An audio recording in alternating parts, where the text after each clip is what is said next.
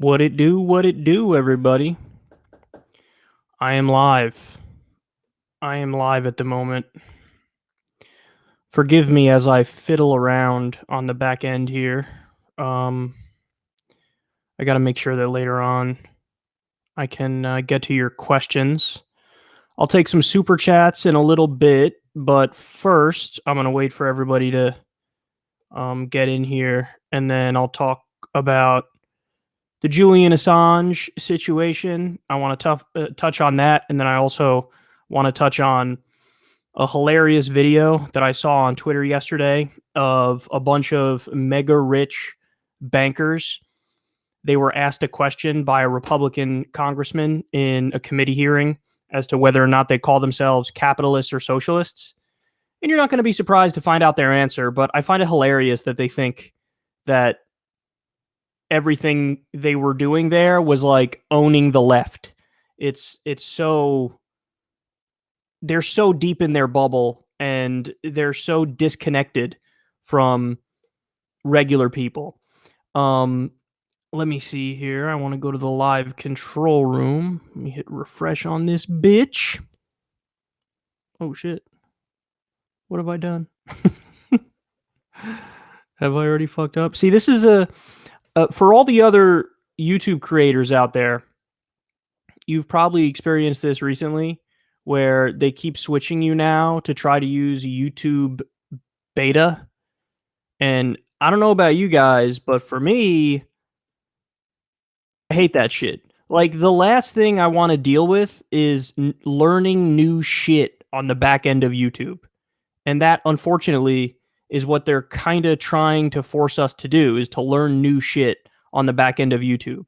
And that's what happens when a company like YouTube gets too big and they just hire way too many people. They end up just fiddling around with shit for no fucking reason. And it pisses off content creators and nobody ends up happy over it. Okay, here we go. There we go. Live control room. Let's see how many people have poured in so far. I actually don't even know if this tweeted yet.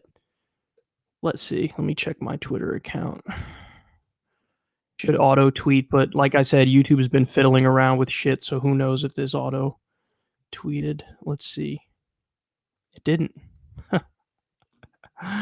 Oh, you bitches. You bitches.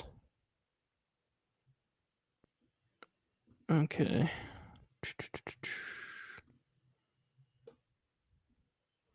We'll do that. Open in a new window for that.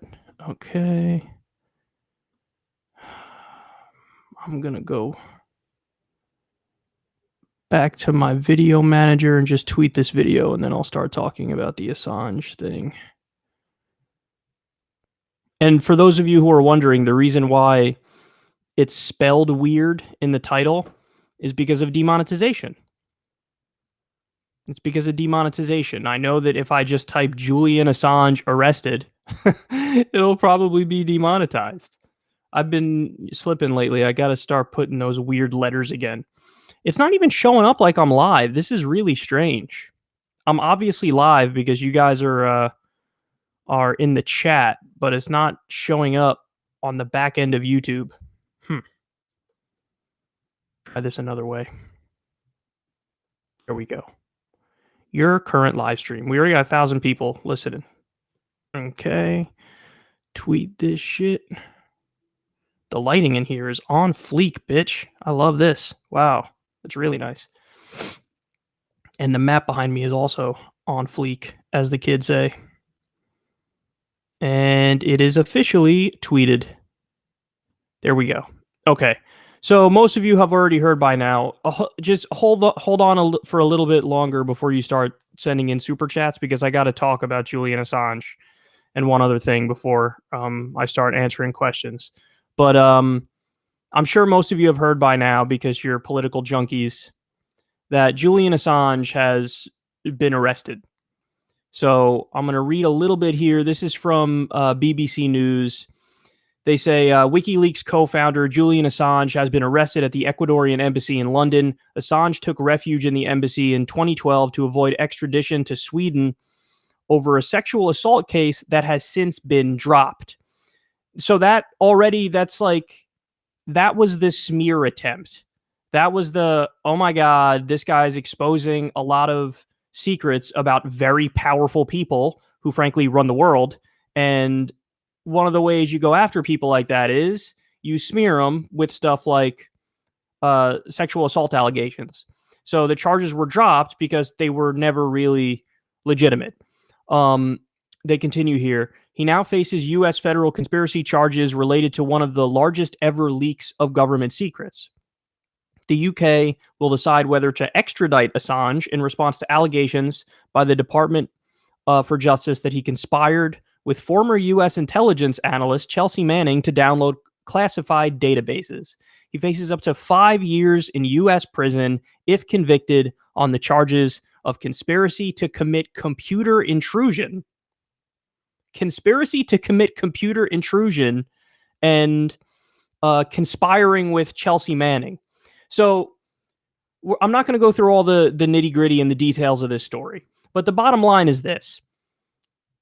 What they're trying to get Assange on has absolutely nothing to do at all with the 2016 election and, working with Russia to get the DNC emails and then leaking the DNC emails.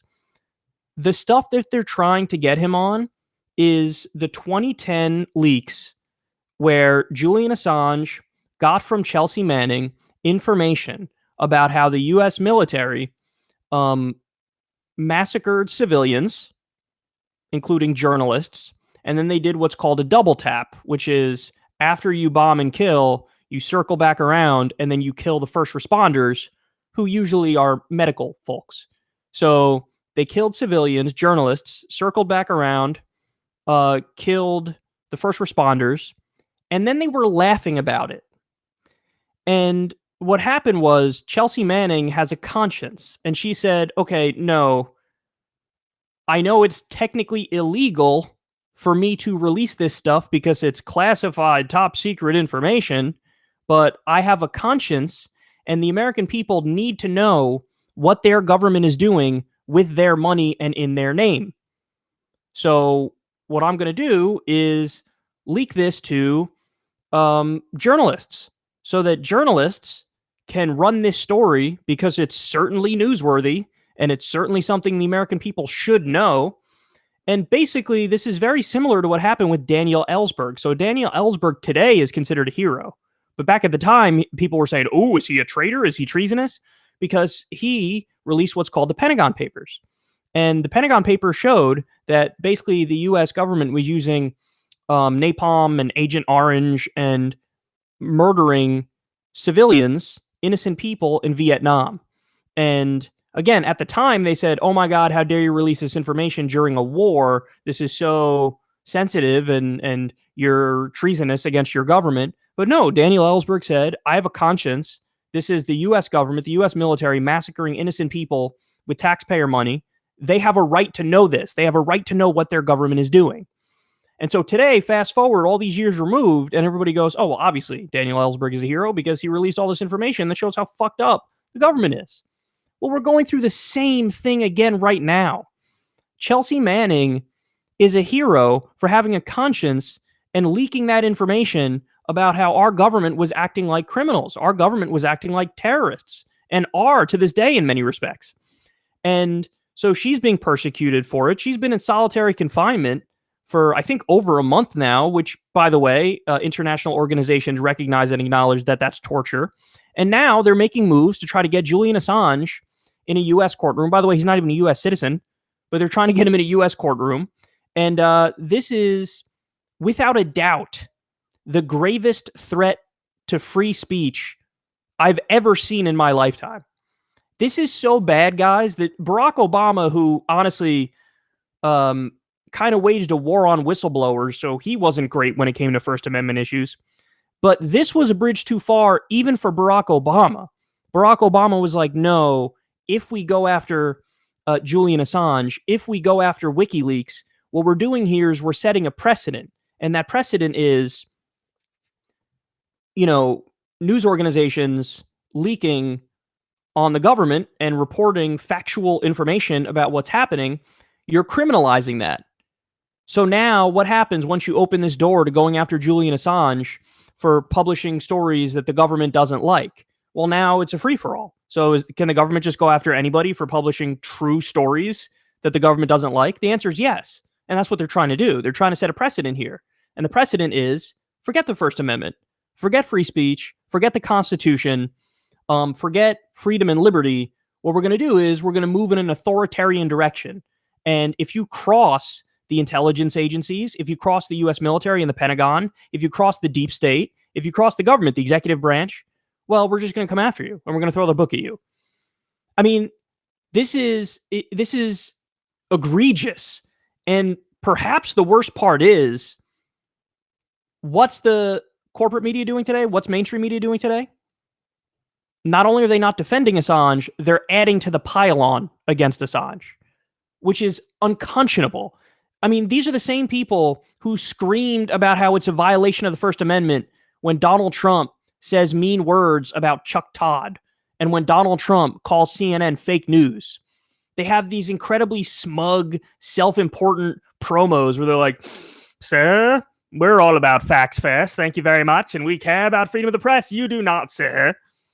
And so any mild criticism of corporate media hacks, and they lose their minds and they scream about how, Trump hates the First Amendment. Now we have the Trump administration literally making moves. The West is literally making moves, Western governments, to go after somebody who did the job that journalists are actually supposed to do, which is leak and give information on powerful people that we should know.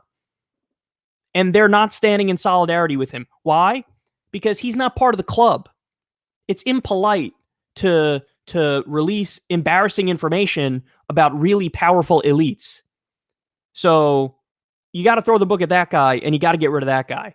So I've never been more embarrassed for mainstream media, corporate media than I am today. I mean, they often get it dead wrong and it's often incredibly embarrassing to watch them, but this is the worst it's ever been because anybody who actually gives a shit about the Constitution and free speech and a free press, this is like a watershed moment in American history. This is a turning point in American history. This is like next level step towards authoritarianism. Because if they can go after people for reporting factual information about people in power who are doing fucked up stuff, well, then there is no real media. The only people who are going to be allowed to speak are the rank propagandists. So this is, some people will accuse us of being hyperbolic here, but it's not hyperbolic. It's totally true. And I don't care, if you're standing in solidarity with us on this issue, I don't care what your politics are. You are correct on this issue. And if you're on the other side of this issue, you're dead wrong. And people are laughing at Assange kind of ended up helping Trump getting elected and now Trump turned on him. Ha ha. They're kind of laughing at him. Just put the partisan politics aside and understand that the First Amendment is literally under assault. Freedom of the press is literally under assault. Now, do I have criticisms of Assange? You bet your ass I do.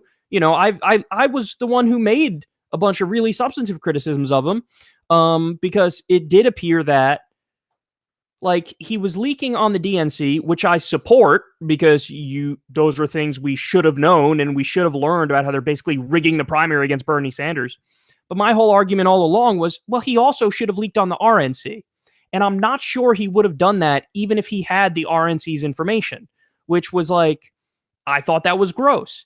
Now, perhaps I'm wrong and perhaps he would have leaked on the RNC, but everything I've read leads me to believe he wouldn't have done it because there are private correspondence of his that were released and I think they were on The Intercept. And basically he said, we think it's better if Donald Trump wins.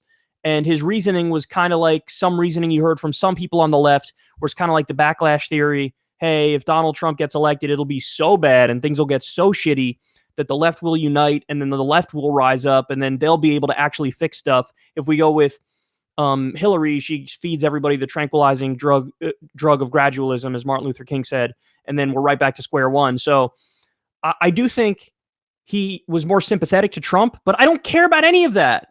And yes, Donald Trump is an asshole because he did say, back when they did leak on the DNC, oh, WikiLeaks, we love WikiLeaks. And now, of course, he turned on him because Donald Trump has zero principles and doesn't give a flying fuck about anything.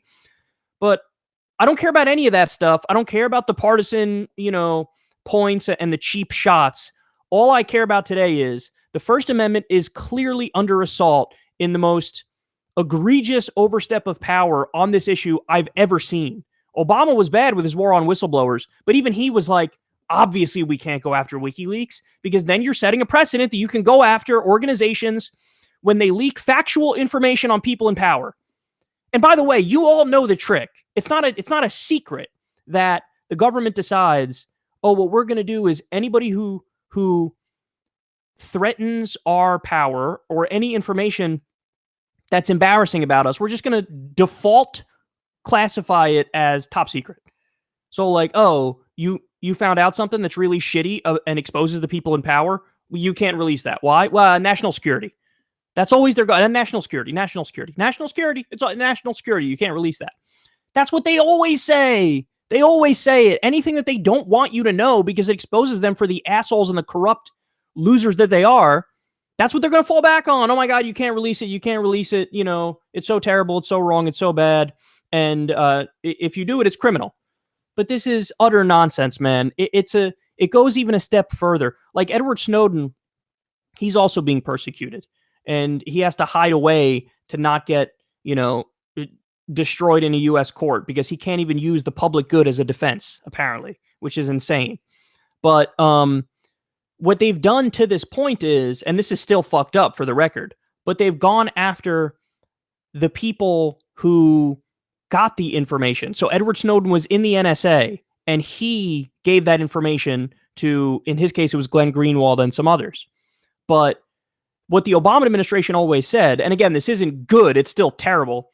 It's, okay, well, we can go after the Edward Snowden type people or the Chelsea Manning type people, even though Obama ended up, commuting Chelsea's sentence at the end of her time in there.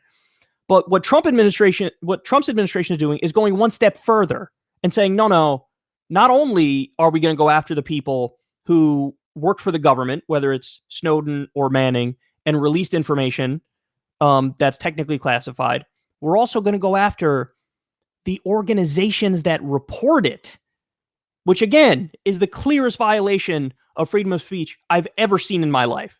Now, normally, I would actually rest a little bit assured here that, well, this is going to get slapped down in court anyway. But now I don't know because they've loaded up all the courts with far right-wing justices. And many of them at their core are authoritarian. And you saw a lot of this when it came to like the war on terror. There were a lot of court decisions where they were like, indefinite detention, whatever. Habeas corpus due process, really don't give a shit. We can suspend it willy-nilly whenever we want, which is insane because that's like the opposite of a right. If you're saying we're just going to take it away when we want. Well, that's not a right, is it? So when you have justices who are willing to bend the knee and judges who are willing to bend the knee who are authoritarian, you never know. Maybe this actually does set a precedent that gives us the end of freedom of speech and free press. And remember, Donald Trump is the guy who said repeatedly, I want to open up the libel laws to be able to go after the media. He's the guy who threatened to sue Bill Maher over a joke. He's a guy who literally sued The Onion over a satire piece. And so I'll ask everybody out there now, all these, the edgy right-wing free speech warrior commentators, if they're not speaking out about this and melting down, they are the biggest hack frauds I've ever seen in my life. In the same way that you get over 20 states in this country have decided we're going to criminally crack down on support of BDS, boycotts, divestments, and sanctions of Israel to get Palestinian rights. That is the clearest violation of free speech also, and so many of the right-wing so-called free speech warriors were nowhere to be found. When literally they said, we'll take away your livelihood and your government contract if you happen to support a boycott of Israel. Well, now look where we are, where it's gone even beyond that now. That's a clear, violation of freedom of speech. And here we have a situation where they're going even further and basically saying there is no such thing as a free press anymore. We're going to come after you if you leak information that the public should know against powerful figures. We're going to come after you, and we're not going to forget it.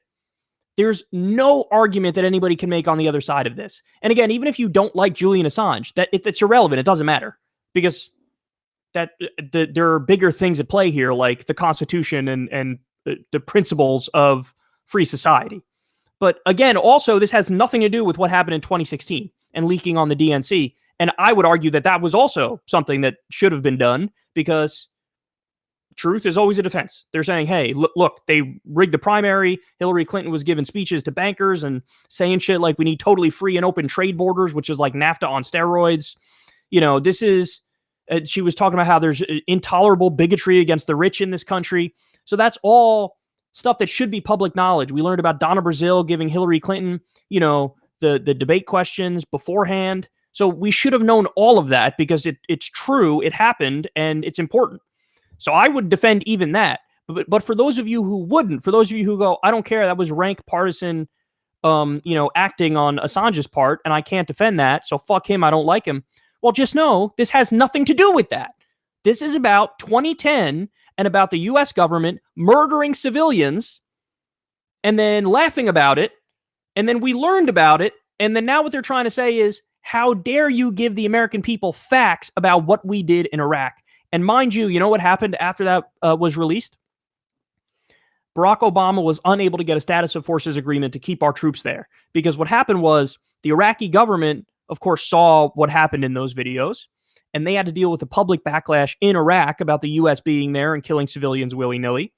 And then, so they said, you need to, if you're going to stay in our country, U.S. government, you're going to need to let us prosecute all the people, all the U.S. soldiers who do war crimes against our civilians. And the U.S. government was like, of course not. We're not going to do that. And so what ended up happening? No status of forces agreement. So we ended up actually drawing down and getting out of Iraq for about a year and a half or so, maybe 2 years max, although I don't think it was that long. It's probably about a year. And then we ended up going back in because we're the U.S. and we're the sprawling empire. But in that year and a half, that because of the leaks, we were out of Iraq, how many lives were saved? How many lives were saved? As a direct result of the actions of Julian Assange and Chelsea Manning, how many lives were saved? We'll never know, because you can't, obviously you can't run an experiment with a control group there or whatever. But bottom line is, plenty of lives were likely saved as a result of Julian Assange doing what journalists should do, which is expose people in power and give factual information. Okay. And Chelsea Manning, of course, is a hero.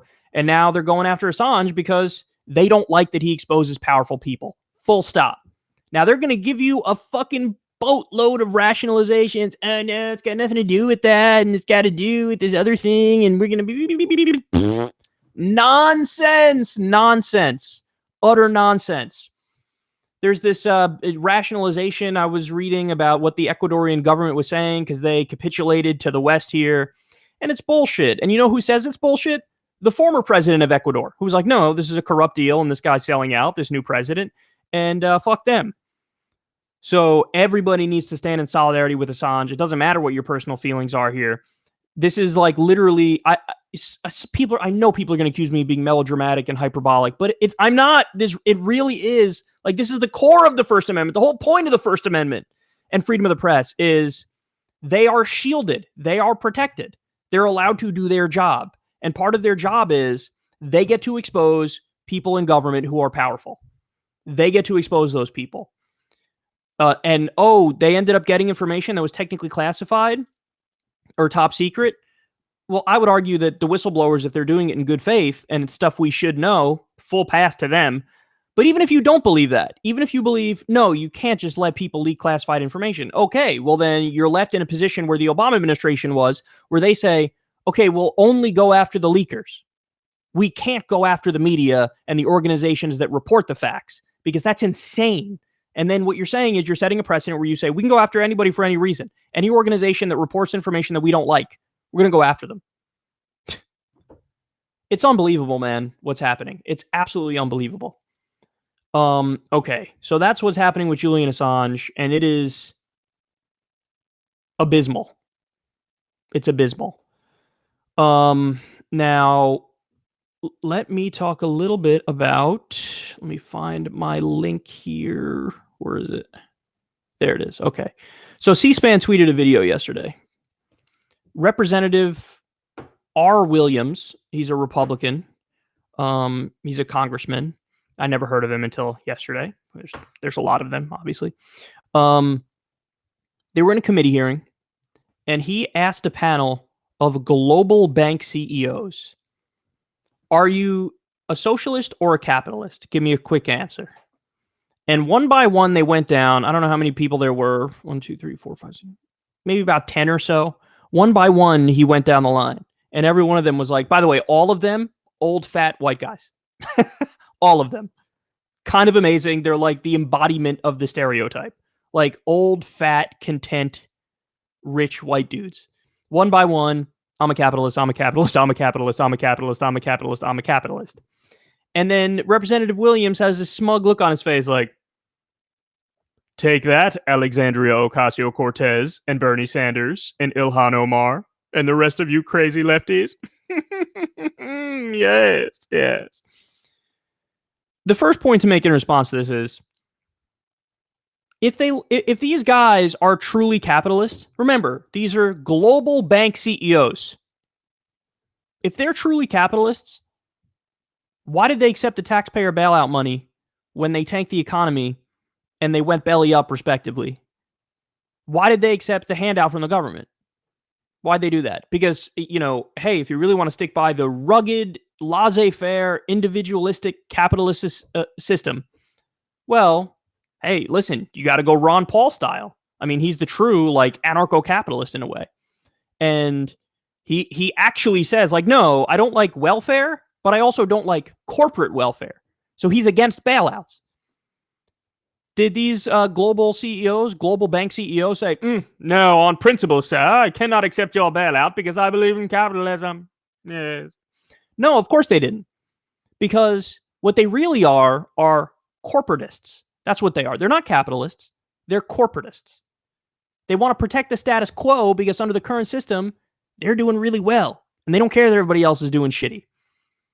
So if they were really capitalists, they would have said, no, I'm not going to take that. On principle, I'm not going to take that. But they took the bailout money, and they were happy to take the bailout money because they believe in socialism for themselves.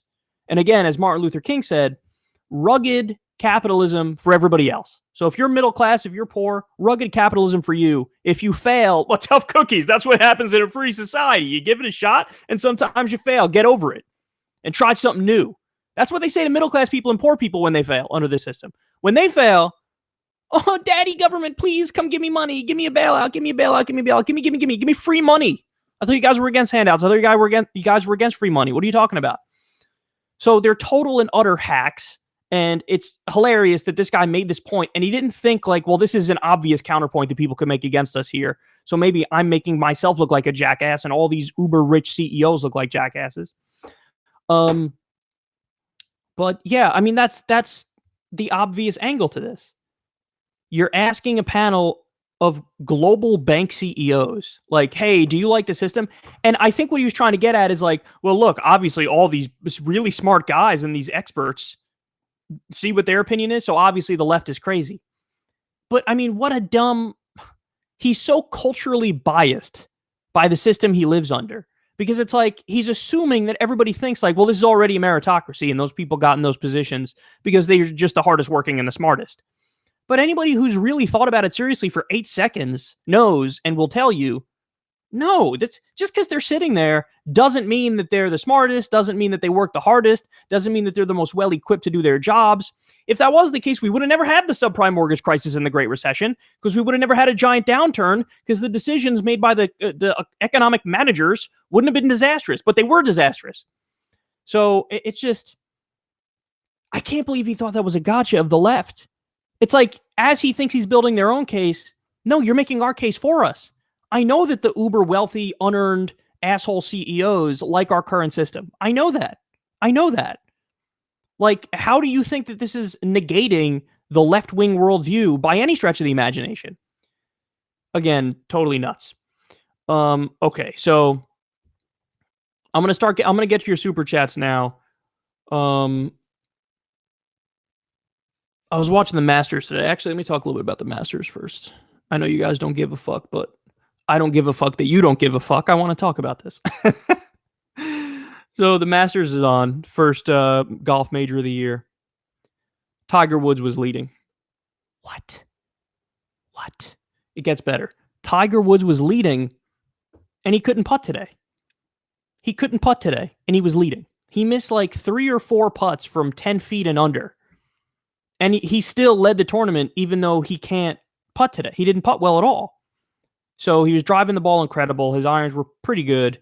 But obviously, I was incredibly happy seeing that he was leading.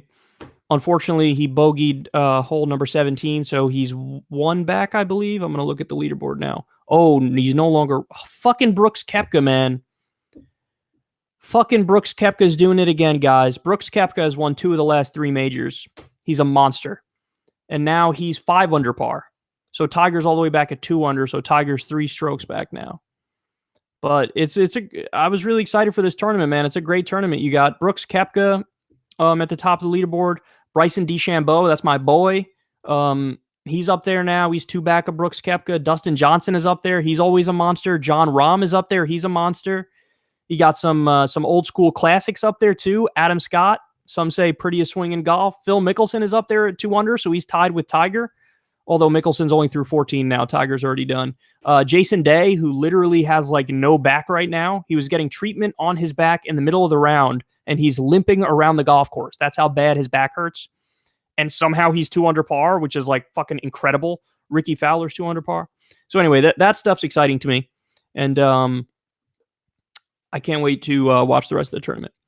All right. Anyway, enough me talking about the shit that I like. Let's get back to some of your questions. Come to LA. The first one says, been there multiple times, will be there in the future. I'll probably be at the next Politicon, and I'll also probably be on Joe Rogan's show sometime before the election, where I'll give everybody my breakdown of the various candidates, and I'll unveil my overall rankings of who's my favorite. Everybody already knows my favorite. It's no secret. I'm a Bernie Sanders guy.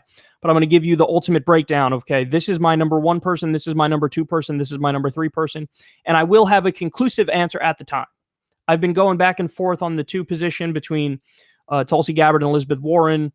And then after that, I think Yang is pretty solid up there too. And then behind that it's a big drop off. But nonetheless, I'll unveil my actual final breakdown on Rogan's show sometime before the election. We need more secular talk live.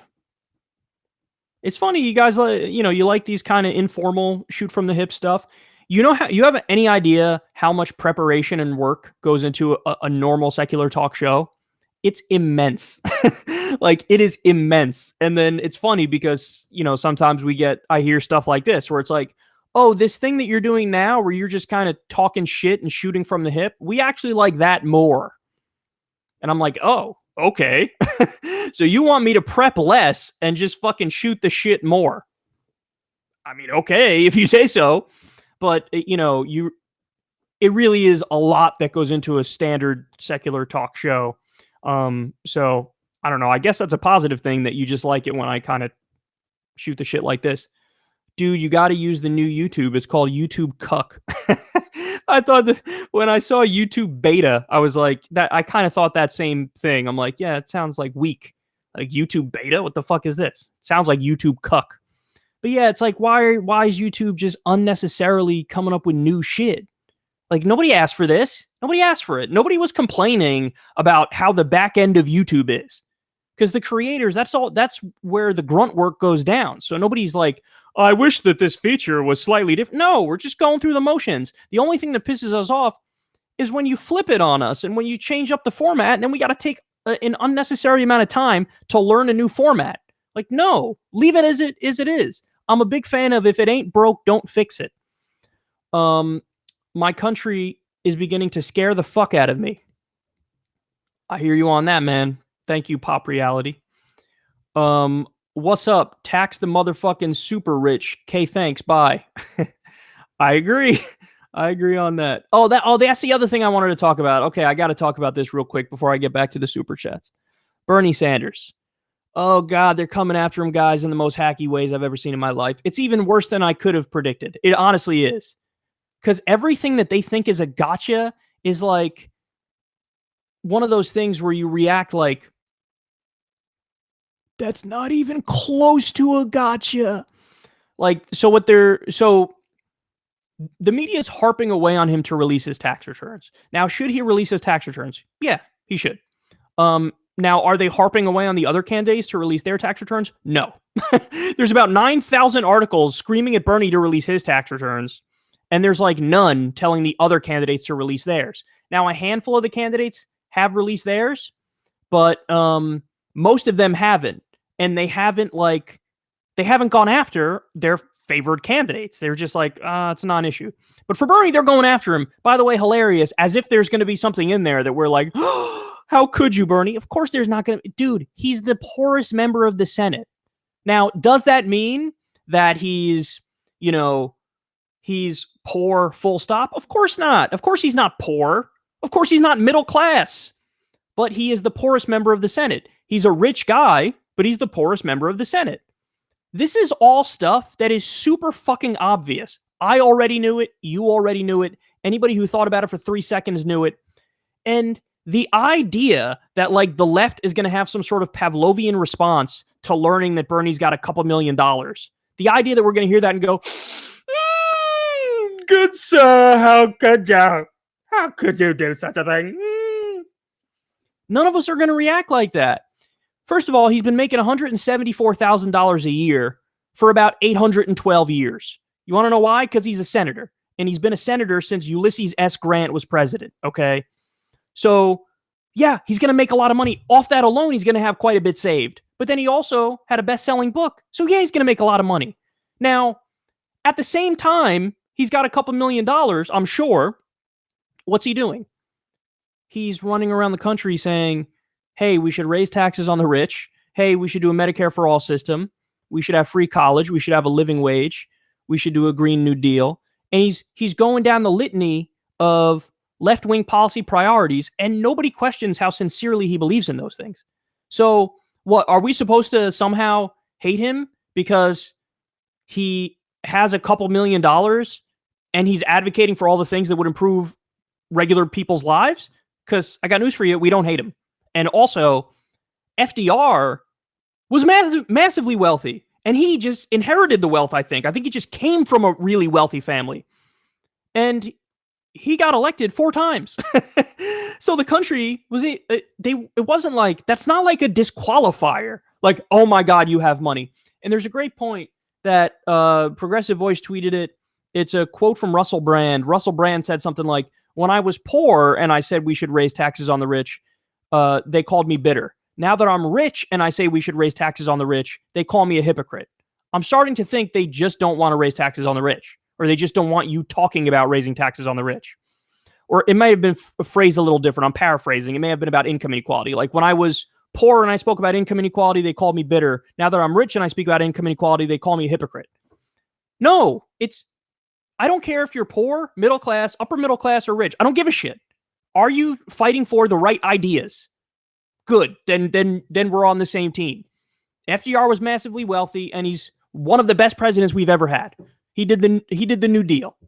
Like, are we supposed to go? No, I hate everything he did because he's now wealthy, and he's disqualified because he's wealthy, and he believes less in his platform than we thought he did because he's wealthy. No, he gladly would have his own taxes raised. Gladly would. I mean, he's been fighting for shit like that. So it's just, it's so hacky, man. Seriously. And what do you think you're going to find in the tax return? What the fuck do you think you're going to find? It's maddening that they think this is even close to a story. It's not remotely close to a story. Okay. Back to the super chats. I'm sure I had more to say about that, but I'll cut it off there. If you had the chance, would you appear on Real Time? Yeah, I'd go on Real Time, but I don't give a fuck. Like, I couldn't care less. In my opinion, Bill Maher is a partisan hack. There was a time that I liked him, but as time has gone on, and I genuinely don't think this is because I've evolved or something. No, he has, I think, objectively gotten worse and worse. He is just a partisan hack. That's it. Whatever the Democratic line is, give it to Bill Maher. He'll put it on steroids and he'll repeat it. That's it. That's all. That's his whole shtick. To the point where he was even like calling Somebody brought up Tulsi Gabbard on his show, and he's like, "Oh, you mean the one that Russia likes?" That was a totally debunked hit job on Tulsi Gabbard. Totally debunked hit job. And he just repeated it so fucking smugly, like, I think I'm supposed to dislike her because the Democratic establishment dislikes her. And the funny thing is, he fancies himself like an edgy outsider. Bitch, you are no longer an edgy outsider at all. You're a bastion of conventional wisdom. I mean, listen, don't get me wrong. If he comes out in support of Bernie Sanders in 2020 and you know, he doesn't, like, he shows that and makes it clear, great. I'm happy to have anybody on the Bernie train. I think that's wonderful. And he might do that. There's a prayer that he might do that. But his show is not watchable anymore. But because it's just so hacky. The full-on Russiagate nonsense and smearing Tulsi and just fucking be left punching all day long. I'm so sick of it. But yeah, I would go on his show if I was invited because I think I could reach a pretty large audience in that situation.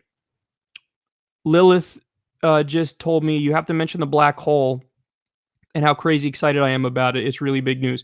Yeah, so I mean that's I'm seriously not smart enough to be able to talk about this in detail, but that was obviously gigantic news that we now have the first picture of a black hole. Now there's a debate about whether or not we can call it a picture because stuff had to be done in order to give it the visual imagery that we see when we look at it. But I'm sure all of you have seen the picture by now. It's like an orange ring surrounded by darkness, and there's darkness in the middle of it. And apparently there's this picture, which is going to be iconic, of the woman who came up with the system that like led to us being able to get this picture. And she's like smiling over her contraption that was able to do this. And listen, it's just absolutely incredible that we live in a time where we figure out something like this. The idea that human beings, in many ways, our powers seem like really puny and not revolutionary. But like the idea that some of us are smart enough to be able to crack that code and figure that out, it's amazing. It's absolutely amazing. And, you know, this black hole is like millions and millions of light years away. How would you even begin to problem solve to try to figure out how we're going to get some sort of a picture or whatever of that? It just seems so... It seems not possible. It seems totally impossible.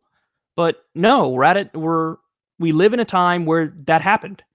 And I mean, we should really all cherish that moment because when you have breakthroughs like... It's not all the time you have breakthroughs like this. Like, there's some people who listen to this show, might be listening right now, who are old enough to remember when we landed on the moon. I can't imagine what that excitement was like. But we are making giant technological leaps and educational leaps just in the course of our lifetime. And, you know, I was asking Lilith, like, so are we going to be able to, like, when are we going to colonize the moon or Mars? Like, when are we going to be able to do these things? Because that has to be next, right? Apparently, there's like huge problems with gravity. We're like stuck at square one with gravity and trying to recreate it. But yeah, it's nuts. It's totally nuts that we have this. Like now, it's historic. A historic picture, the first image of a black hole. So that's pretty cool. I'm sure you guys have seen it by now. It's incredible. Where was I? Back to the super chats. Sweet free super chat for you, sir. Keep killing it. Hey, thanks, man. Thanks, James. Truth is treason in an empire of lies. I like that. That's awesome. Somebody sent hashtag Yang Gang, hashtag Yang Gang, hashtag Yang Gang. I like Andrew Yang, but he's not in my top two. He's not in my top two. He maybe is number 3, but he's not in my top 2. So just for one thing, Jimmy Dore did an interview with him recently. Now go check out that interview. I think it's a good interview. And again, I like a lot about Yang. I think the fact that he's trying to put universal basic income front and center is awesome and genuinely awesome. And I used to not be for UBI. Now I am. And that's in part because of him making an ironclad case for it. So, yeah, he's definitely moved me on that issue. And I think he's a good candidate overall. But, in the Jimmy Dore interview, and you go check it out, watch the whole thing, I recommend it. But he's not in favor of $15 minimum wage. That's kind of a big deal to me. He's also on his website, he had some concerning things about like having sunset clauses on government regulations because he feels like they become primitive and archaic after a certain amount of time. And so he sunset clauses regulations. And to me, that's a super far right-wing idea. Like, no, I think that as a general rule, probably the majority of the regulations that are on the books are there for a pretty good reason. And I'm thinking particularly about like financial regulation, Wall Street regulation. The problem isn't like, oh, they're old and they're the problem and they slow down the economy. No, the problem in the case of the Wall Street regulations is they're not enforced, and they should be enforced, and they shouldn't go anywhere. They should definitely be there, and there shouldn't be any sunset clause on Wall Street regulations, on safety regulations, on things of that nature. So the regulation issue really, I looked at that and I winced. I was like, I don't know what this dude's talking about, but this is not a left-wing idea. Now, he would say, I'm an entrepreneur, and some of my ideas are not left-wing. Okay, fair enough, but then I disagree with you on that issue, which again is why he's not in my top two. And then the other thing was seemed to be in favor of like regulating speech online, which I was like, I don't know about that, dog. I'm pretty much a free speech absolutist. And if anything, I think we should expand free speech rights online. So there's a few areas of disagreement I have with Yang. But yes, overall, he's for Medicare for all. He's for UBI. He's for a bunch of good policies, and I like him. But yeah, that's why he's not in my top two. And also, I'll recommend for everybody, just go watch my video announcing Yang's candidacy. Oh, by the way, I agree with him. He came out and was like, listen, he said circumcision, you should have the choice if you want to do it when you get older, but you shouldn't be doing it to babies. I totally agree with him on that. I'm on Team Yang when it comes to that, and apparently him and Ben Shapiro, I don't know if they went back and forth on that a little bit, but he did a big interview on his show. But watch my video announcing Yang's presidential run, and you'll see all the things I like about him and then some of the things I dislike about him. But overall, he's a nice guy. I like him. He's just not in my top two. Where was I?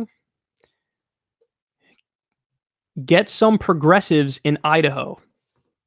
That's an interesting super chat. I'm not the emperor. And I'm not even with Justice Democrats anymore, so I can't do anything. I think it's on the progressives in Idaho to get a progressive in Idaho. Get Rogan to take the political compass test next time you see him. He is constantly conflating left with authoritarian.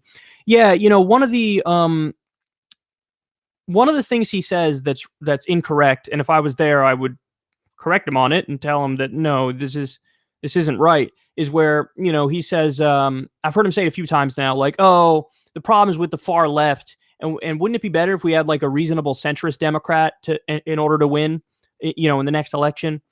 And yeah, in his mind, he conflates far left equals social justice warrior, authoritarian person, controlling speech and yelling about gender pronouns. When he thinks of far left, that's what he thinks of. And when he thinks of centrist, he probably thinks of people like me, which I know sounds crazy, but I'm pretty sure that's what he thinks. Like, oh, wouldn't it be great to have a reasonable centrist? He looks at a guy like me and says, oh, Kyle's like a reasonable centrist. So he doesn't understand that. He doesn't understand the quadrant political spectrum idea. The idea of there's left and there's right, and then there's libertarian and there's authoritarian. And you could have a libertarian leftist, you could have an authoritarian leftist, you could have a libertarian rightist and an authoritarian rightist. And obviously I would be on the hardcore on the libertarian left side of the spectrum. And then somebody who's, the social justice warrior would be authoritarian left. I don't think he gets that dichotomy, and that's why he keeps conflating far left with authoritarian, when in reality, in the context of the US, certainly with the establishment's political spectrum in Washington, D.C., I'm viewed as far left just because I have basic economic ideas that make sense, that copy the rest of the industrialized world. There is one argument that I'm a centrist or I'm a moderate, but that's international politics. I'm an international moderate, where if you take the spectrum of all the developed countries, yeah, I'm kind of smack dab in the middle, a very moderate person. But in the context of the spectrum in DC, I'm a far leftist. And that doesn't mean I want to control speech. It means I'm for Medicare for all and a living wage and things of that nature. So yeah, it's a little concerning and that's something that's happened a lot, unfortunately. There's this reputation that the left has of like, they're all like authoritarian left and social justice warriors.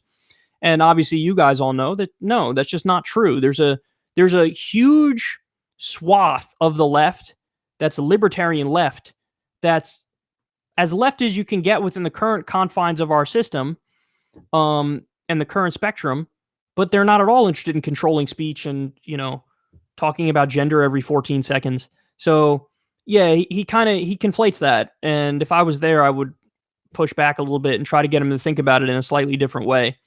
But that's a problem that we're going to have to deal with. I mean, it's not just Joe. He's a good barometer of what like standard apolitical people are thinking. I think that he's a good barometer of like, what is your relatively apolitical cousin that lives 2 states over? Like, what is he thinking about politics? Well, if you listen to what Joe Rogan says about stuff, there's a good chance that dude is thinking a lot like Rogan.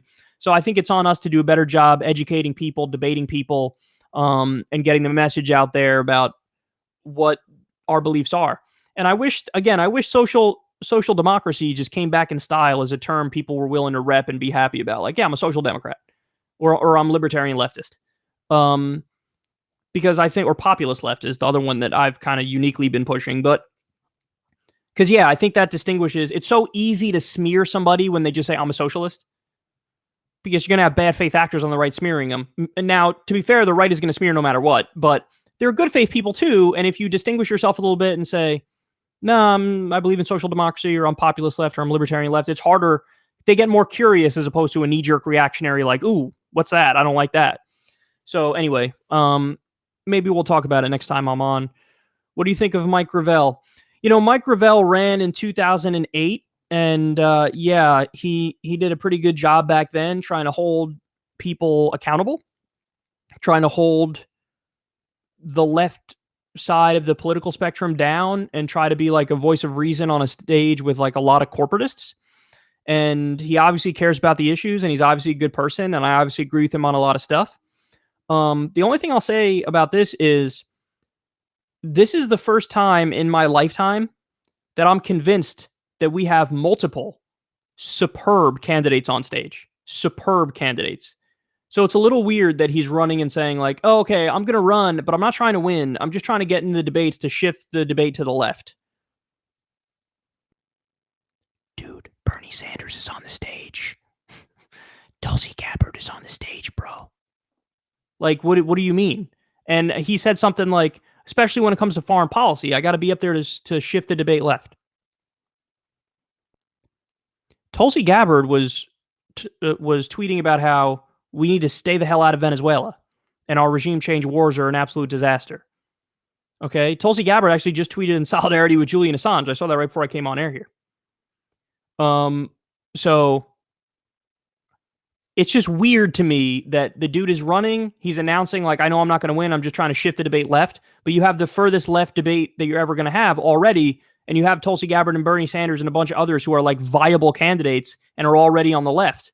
So I like the guy, but I think I just don't fully understand what the point of this is. I don't. And I know apparently like 2 random dudes from New York are actually running his Twitter feed and like pushed him to run or something. And okay, go ahead. I'm not going to shit on him. I'm not going to take him down or anything. I'm just saying I think it's a little strange given that we already have a lot of great candidates. And he's like, I got to run because I got to shift the debate left.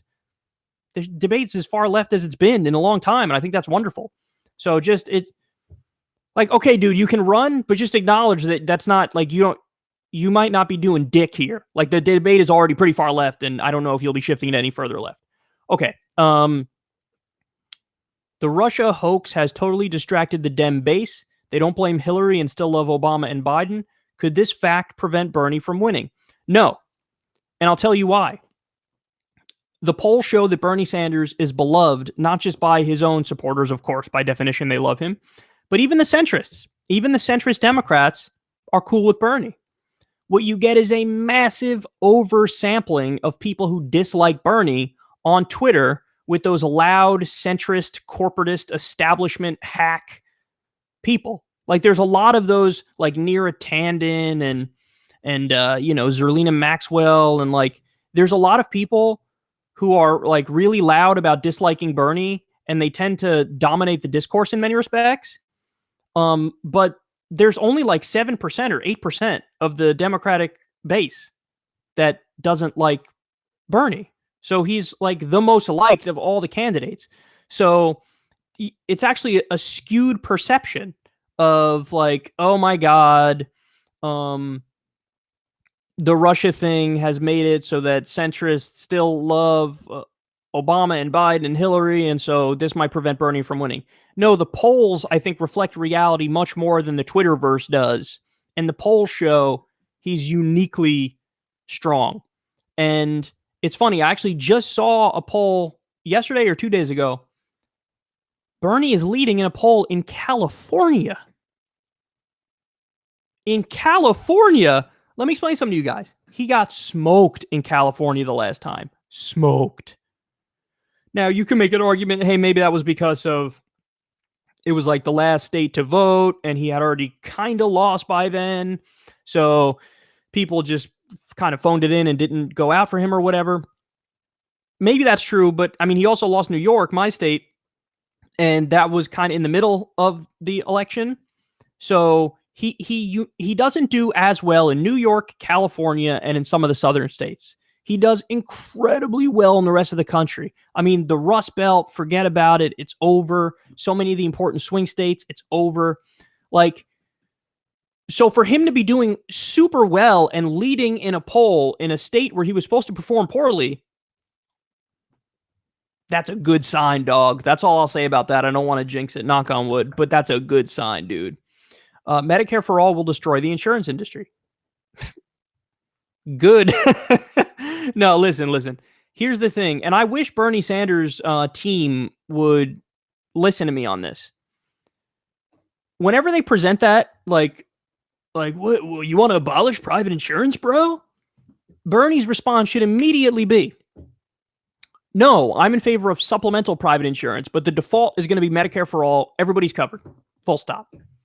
But he doesn't do that. Oftentimes he leads with like, oh, right, yes, no, we're going to yes, eliminate it. And it's like, okay, I hear you, but there's a better way to frame this where you assuage any people who actually are good faith people who don't necessarily like your answer and think that might be a little too radical or whatever. You could say, like, no, I'm not for abolishing the insurance industry. You can have supplemental private care if you so choose. But the default is Medicare for all, everybody's covered, full stop. And it costs less and it's better. So I wish he said that, but he hasn't said that. I just wish they would do a slight tweak in their strategy on that front.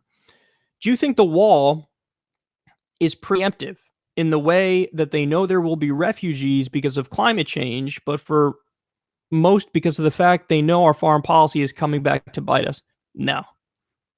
They don't even believe in climate change. So there's no way they've thought like, oh, we need a wall because there's going to be climate refugees. They think that's fake. They think climate change is fake.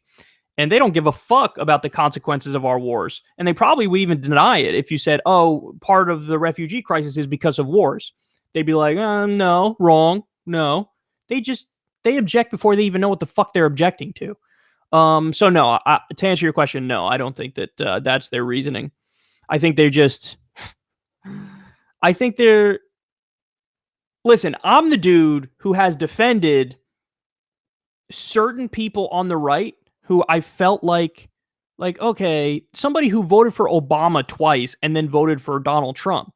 That person is not a bigot. That person may have overlooked Trump's bigotry because they thought, hey, I think he's going to keep my job here. And those people exist. So I've defended those people, and I've tried to make clear to other people on the left, like, no, don't throw the baby out with the bathwater. Don't like smear people who can vote for you in the next election if you run a good campaign and you let everybody know, hey, we care about you. But there actually is a strong contingent on the right that believes in white identity politics. And there are plenty of bigots. And, you know, it's not like Richard Spencer voted for Donald Trump because he was afraid about jobs. It's for the David Dukes and the Richard Spencers and those people. They're fucking bigots. And there are bigots out there who hear that stuff about a wall and they think, yeah, the Mexicans are the reason why, my life is shitty. And so keep them out because they're tanking our country. They're not fucking tanking the country. Are you kidding me? Those are people with no money and no power. And, as a general rule, although this is a generalization, but hard workers who come here and just try to make a living and make it so that they take care of their family and they give the future generation a better shot. And they're just, relentlessly smeared. But there's some people who use xenophobia and bigotry as a convenient scapegoat, when in reality, these people should be blaming the elites and the powerful and the rigged system for their problems. It's easy to just blame poor, scary brown people in their eyes. So the wall plays with a lot of those people. Now, that doesn't mean that everybody who supports that wall is racist. And some people on the left might argue with me on that and say, no, I think they are. I don't think so, man.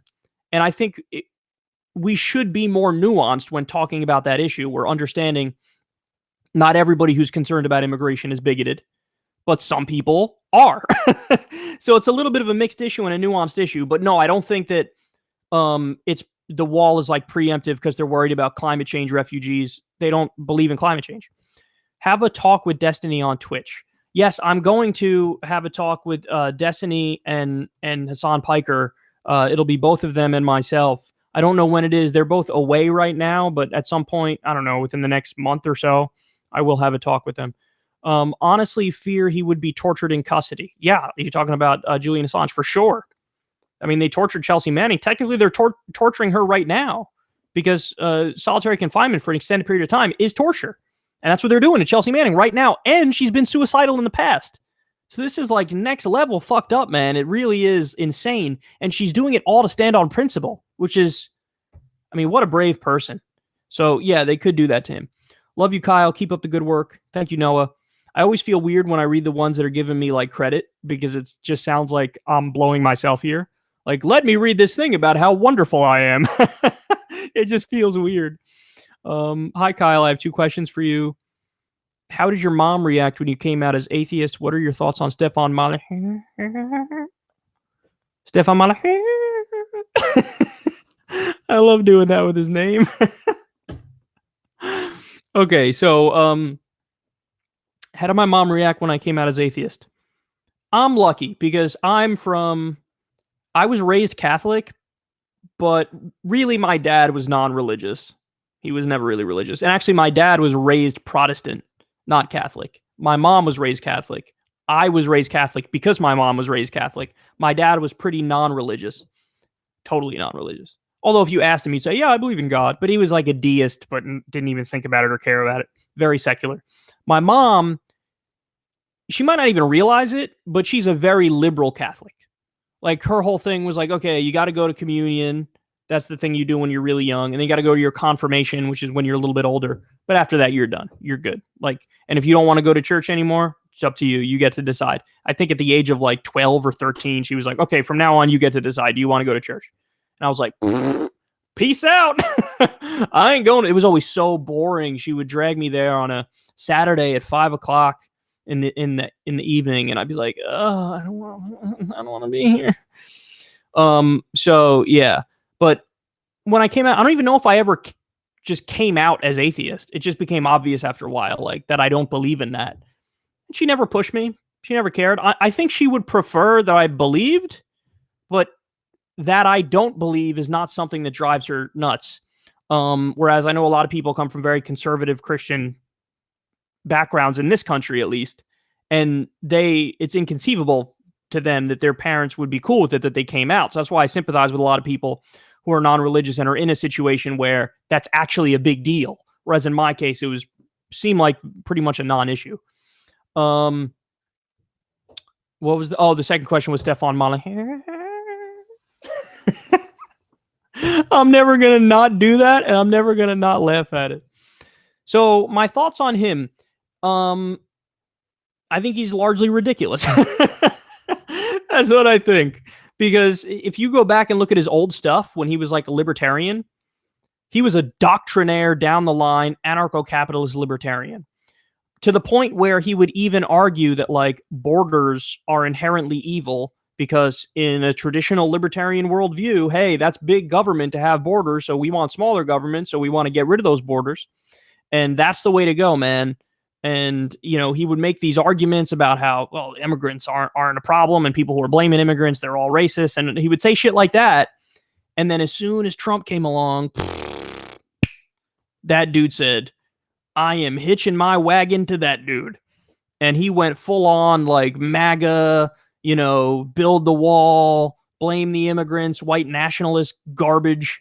And he just strikes me as just kind of hacky, a charlatan. But since he talks a lot and he does a lot of content, it sucks because people who are well-meaning people who are just looking for something entertaining and interesting, they could fall into that trap, man. They could fall into that trap of like going down the rabbit hole, and next thing you know, you got these like weird white nationalist views and you have very extreme political positions, but you ended up there simply by watching some libertarian stuff on YouTube or some atheist stuff on YouTube. And it was like a gradual transition from that to like the anti-social justice warrior stuff. And then from that into like the race stuff. And then next thing you know, you got really extreme views and you think you're a genius, but you actually are not at all a genius. And it's just sad. It's, I don't wish that kind of like radicalization or brainwashing on anybody. But Stefan Maher, he's been a key component of that kind of stuff. Like a lot of people start with him and then they go more extreme and more extreme. And even if they start with him and stay with him, there's a lot of stuff out there on YouTube that just kind of exposes like him contradicting himself a zillion times, or, some really wacky beliefs that he has. I'm not terribly impressed by the dude. I think he's largely a charlatan. And there was a time when I think his libertarian stuff was obviously a lot better and much more palatable than now that he's just kind of like standard anti-immigrant far right kind of character. But yeah, I think a lot of people who might be going through a phase where they're into him, it's possible to get those people out of their shit. And that's why, by the way, I've always maintained, and why I've had debates with people about this, why the left, people like myself and others, we have to engage. We have to engage. We can't just shame everybody and shout everybody down and call them a bigot and say that's the end of the conversation. No, we have to engage. We have to have conversations. I will debate my points, and I'm going to convince you of what I'm saying. Most people who want to hear me debate somebody on something, I think I'm going to convince most people. Like in that Razor Fist debate, I think I probably converted a lot of people who watched that debate I had with that guy Razor Fist, because they just went, oh, that guy knows what he's talking about, and that guy doesn't. I agree with that guy. and I tell everybody, hey, fact check me when I talk, man. Fact check me. If I'm saying something and you're like, I don't know, that doesn't sound quite right, well, check it and then see. And hey, sometimes I get it wrong. But when I get it wrong, I'm more than happy to, next time I talk, I'll correct the shit out of it. That's what happened. I said one thing on Rogan that was untrue. And I texted Rogan because I saw people were making the point and they were correct. I texted Rogan and I said, listen, man, retweet this thing I said. I tweeted correcting myself because I was wrong. And I don't want anybody getting the wrong impression. And so I need to correct the record. So I texted Rogan. I said, retweet this for me. He retweeted it. On my next show, I corrected what I said. The thing I messed up, by the way, is I said, anybody could, like, if you're an American, you can just go to Canada and get free healthcare and you don't have to pay for it. That's not true. I was referring to an article I read that said refugees get free healthcare, but my dumbass thought anybody could just go into the country and declare I'm a refugee and then get healthcare. No, refugee is an official legal status that's designated. So you'd have to be approved to be a refugee before you can get your free healthcare. So you could see where I got messed up and I thought I was correct, but I wasn't correct. And so I had to correct it. And I'm fine with being corrected. But point is, I think most of the time I get my shit right. And I'm also going to convince a lot of people when I talk about it. So I think there's actually hope for the people who go down that rabbit hole and end up watching some guy like Stefan Maher. So yeah.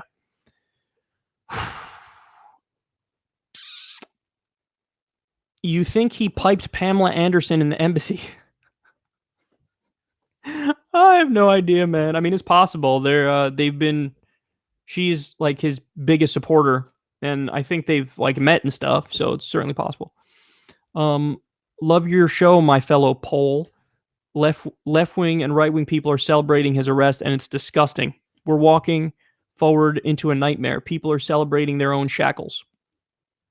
Yeah, that's true and really depressing. Big fan, Kyle. Met you at Politicon. Sort of pointed question. You mentioned previously that you knew a few of Joe Rogan's guests were false actors. Does one of those people happen to be Tim Pool?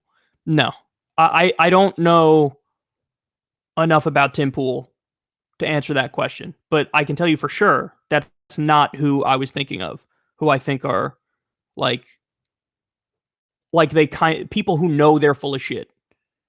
That's not the guy I was referring to. But there are people who've been on his show who I think know that they're full of shit. Milo is one of them. He knows he's full of shit. Like, he knows he's full of shit. He doesn't really have any real principles or beliefs. And I remember I covered a story a while back. He had written like an article about why we need to deplatform people and censor people online because it's dangerous if you don't do that. And then, fast forward a year and a half, 2 years, he pretends like he's the free speech guy. He's just a grifter. That's what he is. He's a grifter. He's like Avenatti, a grifter. So yeah, there's some people who are full of shit. That's not who I was referring to. Hey, Kyle, I love your show. What do you think about the anarchist side of the left? Things like market socialism, mutualism, anarcho-communism, etc. The most difficult book I ever read in my life was Chomsky on Anarchism. And I tried to read it when I was way too young. I was like 16 years old, and I was trying to get through Chomsky on Anarchism, and most of it went right over my head. So I really can't give you a solid answer to your question, but what I can say is this. I'm not against worker-owned co-ops. I'm not against basically democratizing the workplace to an extent. Now, where I disagree with other leftists is this is insane. I'm watching Bryson DeChambeau just keeps fucking holding shots. This is incredible. It happened. I saw it like 5 minutes ago. I looked up. He almost hold another shot. I'm sorry, guys. I'm just in awe. This is insane. Like, what I'm watching is crazy golf. It looks like he's playing on a fucking video game. Okay. Anyway, where was I? Market socialism, mutualism, anarcho-communism. I'm in favor of democratizing the workplace to an extent. Where I part with maybe some other leftists is I wouldn't say that every industry has to be fully democratized. I think there is a place if people wanted to keep that traditional capitalist business hierarchy and the people who work there are cool with it, then I don't see a problem with that. Like, I don't think the workers need to own all the means of production, but I'm totally fine with democratizing the workplace to an extent. And I would certainly, under law, incentivize worker-owned co-ops. But I will say that some of the things, and this is the problem I ran into reading Chomsky on Anarchism, some of the stuff he talks about is just flat out over my head. Like, I just don't get it. Like, he's trying to say, like, we should run society this way. And I'm just like, I don't understand what you're saying. I'm too stupid to get what you're saying. So that's the problem I get. Sometimes the further left you go on the spectrum, you get into areas where I think you kind of run into the same problem where you do with the true anarcho-capitalist libertarians, where all of a sudden you're just in the world of theory.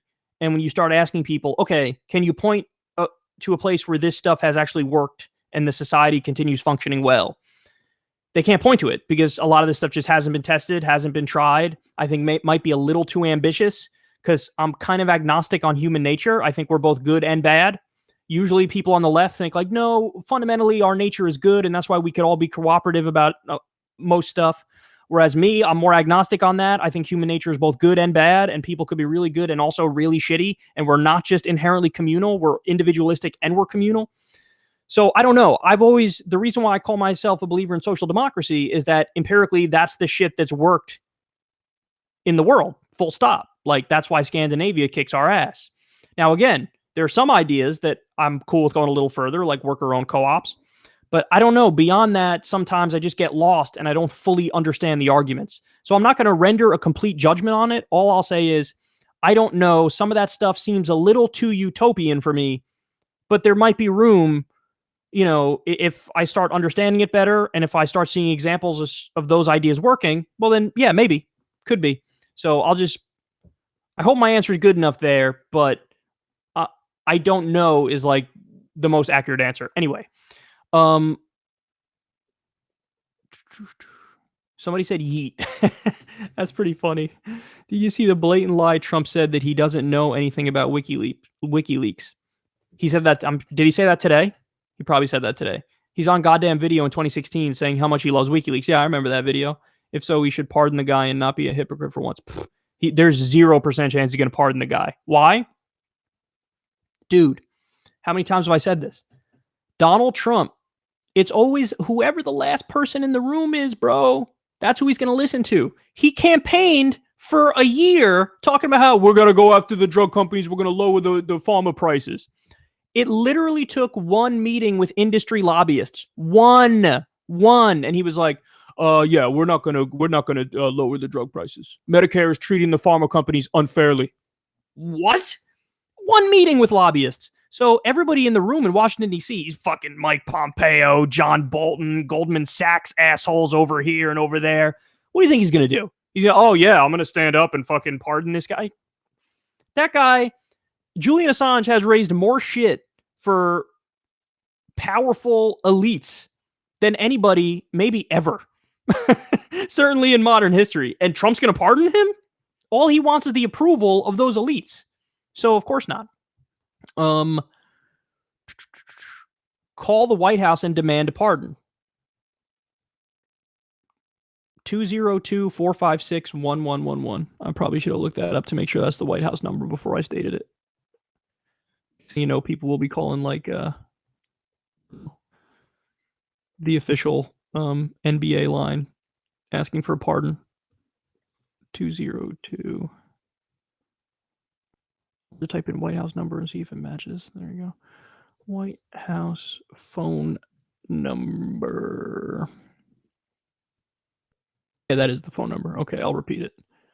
I was hesitating because I didn't know if that was actually the number. Somebody could have been trolling and putting the non-White House number for you to call and ask for Julian Assange to be pardoned. 202-456-1111. That's the number. And I'm telling you guys, he ain't going to pardon him. Not in a million years. He should, but he won't do it. Kyle, would you consider running for Senate in 5 to 10 years? Also, you were the kindest, most patient person to meet. Love you. That is so sweet of you to say. Thank you very much. I really appreciate that. And I promise you I'm not the kindest, most patient person. I'm not at all, but thank you very much for saying that. Would I consider it? Yes. Is it likely to happen? No. That's what I'll say.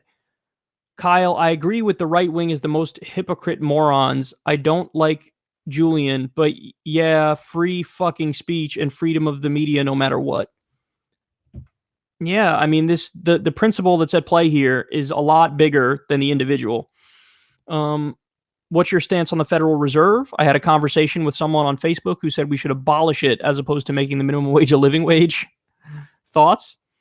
There's a lot of like libertarian conspiracy stuff surrounding the Federal Reserve, but I think the Federal Reserve also probably does do a poor job, as usually happens when you have a gathering of elites making decisions. But then again, if you like, one of the things people say is, well, decisions should be made more democratically when it comes to the economy. And in certain ways, I think that's true, but in other ways that maybe that doesn't make sense. Like, I don't know. Like, do you trust Representative Louis Gohmert to deal with interest rates? Probably not, right? But then again, do you trust shadowy elites? No. So I don't know. I don't know enough about the Federal Reserve to give you a strong answer on that. But definitely incorrect about the part where it says we should abolish. Your friend said we should abolish the Fed as opposed to making the minimum wage a living wage. A little bit of a non sequitur or red herring there, but definitely make the minimum wage a living wage. Hey, Kyle, I love the channel. What are your thoughts on Michael Cohen? He said if Trump loses 2020 and there not being a peaceful transition of power, what do you think of it? Cheers from Chicago. I think if Donald Trump loses in 2020, he will absolutely have an epic meltdown. An epic meltdown on Twitter, and he'll fucking scream fake news and this is rigged and this and that. But ultimately, there is going to be a transition of power. It will be less peaceful than other transitions of power, but there will be a transition of power for sure. Yeah, that's all I'll say about that. That's what I think will happen. If Trump loses in 2020, he'll throw a shit fit and he'll fucking tweet about it nonstop and he'll say it's corrupt and it's rigged and blah, blah, blah. But there will be a transition of power. Joe is polling first, talking about Biden. Do you worry that he can win? The Dem base has been brainwashed by mainstream media. They think Biden can beat Trump and Bernie cannot. No, I don't worry about Joe Biden. I saw a tweet yesterday from a guy I really like, Zaid Jilani, and he said, "Oh, the left is underestimating Joe Biden." No, we're not. Because he ain't going anywhere, bro. Listen, he already ran for president 2 times, and he immediately tanked in the polls when he announced his run the last 2 times. He was viewed as like one of the favorites, and then he tanked. So maybe that's the best indicator of what's going to happen is what has happened. And we know for sure every time Bernie talks, his numbers go up and people like him more. Why? Because he says really important stuff that would help people's lives. So when Bernie campaigns, his numbers go up. When Biden campaigns, in the same thing happened with Hillary, numbers go down. So I'm not concerned about Biden. And I don't think the handsy Uncle Joe stuff is really going to impact him, and that's going to be the death knell of him. I think the death knell of him will be when he announces. I don't think it's an if. I think he's going to run. When he announces in the debates, he's going to try to position himself as the moderate, and that's not going to win in 2020. You're just not going to win. You're going to get fucking steamrolled, bro. You're going to get steamrolled. So I don't worry about him. I do think there will be an establishment figure that makes a run. I really do. But I don't know which establishment figure it is that will make the run. My gut tells me Kamala, but that's just my gut. That's not based on evidence because she's polling miserably right now. But I think there will be an establishment figure that makes a run, but Bernie is definitely the overwhelming favorite. Ecuador has asked Britain not to extradite Assange anywhere he could face torture or the death penalty. Some are concerned the U.S. is waiting to add charges which could include the death penalty. Yeah, but if that were to happen, we would learn about that after the fact, and Ecuador would be powerless to stop it anyway. So, I mean, listen, man, he exposed the powerful, and the powerful are coming out after him, come hell or high water. So that's the reality of it. Assange called out the IMF, so the IMF threatened Ecuador with no new loans if they didn't hand out Assange. I don't know if that's true, but it sounds plausible. LOL, are you trying to be like Paul Joseph Watson with that map in the background? So that's the second time I've read that, and the answer is no. I know next to nothing about Paul Joseph Watson. All I know is that he was like the editor. I don't know if he still is. Hopefully he's not with Jones anymore. But I think he was like worked with Alex Jones in one way or another. And I also know that he kind of tried to warn Alex Jones, like, hey, asshole, don't do the Sandy Hook thing. Stop it. This is not cool. And I also know that his whole big thing is like anti-SJW stuff, which, you know, is just, I'm so bored of all that. It's like, yeah, I got it. Censoring is bad. Next, can we move on here? But the answer is no. The map is just a wonderful idea that looks awesome, regardless of what Paul Joseph Watson is doing. Hey, Kyle, big fan from Canada. I normally get all my U.S. news from you. I completely agree with you on Assange. Just wish he leaked info on the RNC as well. Yeah, I agree with that. I mean, when the private correspondence was released and he was basically saying, like, yeah, it's better if Trump wins for reasons X, Y, and Z, that's when I went, oh, so if you had shit on the RNC, there's a chance you wouldn't have released it, and that's totally not cool. Because you were being a partisan actor when you really should have just been totally about transparency across the board. So, but like, point is, and this is where a lot of partisan Democrats go wrong, that doesn't invalidate the leaks on the DNC. The leaks on the DNC were still important and necessary and good that they were released. I don't even care where he got them from. We learned facts about how they were trying to rig a fucking primary and all the shit Hillary said that the public has a right to know. So I think it's really hacky when people try to like act like you can't even discuss those leaks or you're helping Russia or something. Like, what the fuck are you talking about? No. Like, I don't care about the source of the leaks. I care about, are they true? And they are true. And what do we learn? Oh, we learned really important stuff. So shut the fuck up. I don't give a shit about the rest of the story. Like, that's It's so hacky to like work your way around those basic facts. Like, oh, if only they didn't expose the truth of our candidate and the DNC, well, then maybe we would have won. Well, then you should be yelling at your candidate in the DNC to not do stupid shit. Now, shouldn't you? It's like classic blame the messenger shit. You see what I'm saying? What is your opinion about Ted Kennedy and his 1980 primary challenge to then President Carter that in the end hurt Democrats and gave Reagan the win? I don't know if I don't know that story, but I'm generally dubious of that claim. I think primaries as a general rule help. They don't hurt. Because through primaries, you find out who the better candidate is, and then, the stronger candidate is battle tested and can win in a general election. And like, look at Trump. That 2016 Republican primary was the ugliest thing maybe ever in U.S. politics. Well, no, I mean, we've had presidents assassinated, but point is that was ugly. Like that primary, everybody was going for the jugular, and Trump still won. So, yeah, I mean, I just don't agree with the idea that primaries are a bad thing. I think they're generally a good thing. And look at like Ro Khanna, for example. What does Ro Khanna say about primaries? He's like, yeah, go ahead, primary. I don't care. Because I believe in my ideas and I think they're strong and I think I'm going to beat you. So go ahead, primary. Go for it. Whereas all the corporate Democrats hate primaries. Why? Because they know it's going to be hard for them to win because they're full of fucking shit. So they got to go raise a bunch of money from corporations and put on a facade for a year. And that's why they're against them. Somebody asked, what do you think about Mike Gravel? I already answered that question earlier. So when the stream's up, just rewind and you'll see it. Privatize the gains, socialize the losses. Effing pigs. Fuck, I just accidentally went to the bottom of the page and I got to try to go back. That was an epic mistake. Because I have no idea where I was.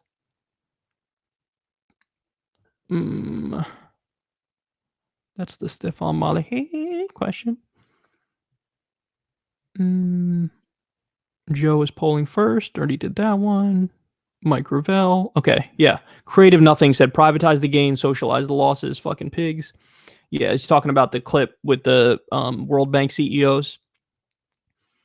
Wanted to say thanks to the guy who got me off the Trump train. Nice. Used to be crazy pro-Trump during the election until my roommate started showing me your videos. Also, take my money so you don't have to sell out to Big Seltzer.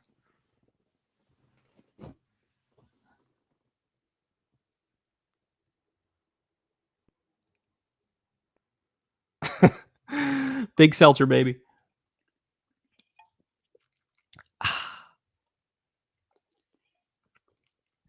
While we're at it, big cheese it in this bitch. These are actually the whole grain ones. It's funny because, you buy these and you're like, bro, I'm being healthy. I'm eating whole grain shit. This shit isn't healthy at all. I might as well get the regular one.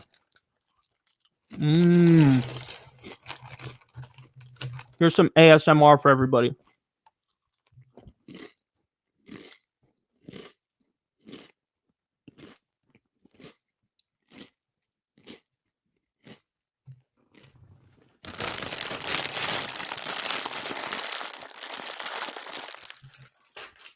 Fucking wonderful. Let me just take a second. I want to look at the master scoreboard real quick. Oh my god, bro. What the fuck? I knew it. Tiger should not have bogeyed 17. He would have been in at 3 under. Instead, he's in at 2 under. Now we got my boy Bryson DeChambeau leading 6 under par. Brooks Koepka's 6 under par. Then you got Phil Mickelson at 4 under. Dustin Johnson at 4 under. Holy shnikes. This is quite a leaderboard if I don't say so myself. So Tiger was tied for 6th when he got to the clubhouse. Now he's all the way down to tied 11th. Holy shit. He's tied with Jason Day and Ricky Fowler. Fucking DeChambeau and Koepka had to go off. Molinari's 2 under. He's a beast. Tony Finau's at 1. Okay. Back to the super chats. Back to the super chats. By the way, that made me really happy. Matt, thank you for saying I got you off the Trump train. That's one of the main reasons why we exist and why we do what we do. You say you like Bernie Sanders, but I bet you can't name one of his albums.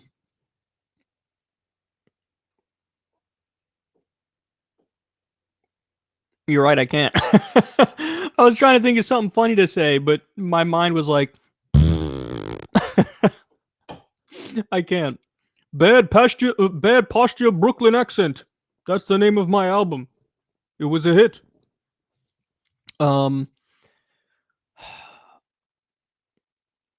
Whenever I am bored, I listen to your old live shows from 4 years ago. Can you please bring back the old So Cold intro song? Always makes me nostalgic. Also, maybe 4 shorter shows a week again. I don't know about that one. But the So Cold, no, I can't do copyright shit anymore. When you hit a certain size, you can't do copyright shit. You gotta get non-copyright stuff or your own original stuff. So I gotta do like the intro you hear now is like a makeshift intro of like a raw beat that some producer came up with, but it's like switched around a little bit so that it's not violating a copyright thing. So yeah, unfortunately I can't do the old school intros. I mean, I thought the left one was perfect. Please don't make me slap you with the left, something like that. Hey Kyle, thoughts on how to prevent capital flight, and what's your opinion on JFK's fiscal policy from a social democratic perspective? Well, JFK he's a little overhyped and people think he's further left than he is. He's just not as far left as he's perceived. And he was, I think he slashed the top rate, right? Didn't he slash it from 70? Or no, he took it from the top marginal rate from 90 something to 70 something, I think. But you have to remember that that's not what people ever paid. The effective top marginal tax rate at its highest was about 43%. And then usually its lowest, probably 28, 29% thereabouts. That's where Reagan had it. So yeah, he's not as far left as people now pretend he was, JFK. That's my answer to that question. And the other thing was about how to prevent capital flight.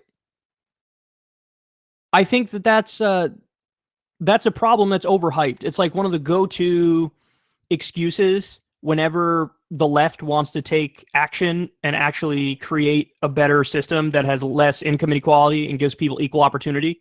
People go, I mean, look, bro, you can't. What are you gonna do? You can't go after the rich. If you go after the rich, they're just gonna fucking you move elsewhere, like stash their money elsewhere. Okay, so crack down on that too. It's like they always all the Democrats and Republicans get together all the time to try to talk about all right, what kind of a repatriation deal are we going to get?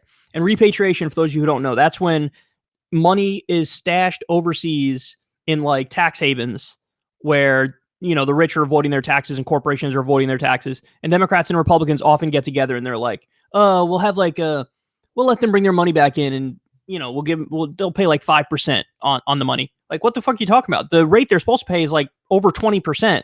And you want them to pay 5% and you think you're getting a good deal out of this? Basically, corporations and the rich have held the government hostage for too long. And what we really need to do is have a social democratic government that's no, we call the shots and, you give them no option.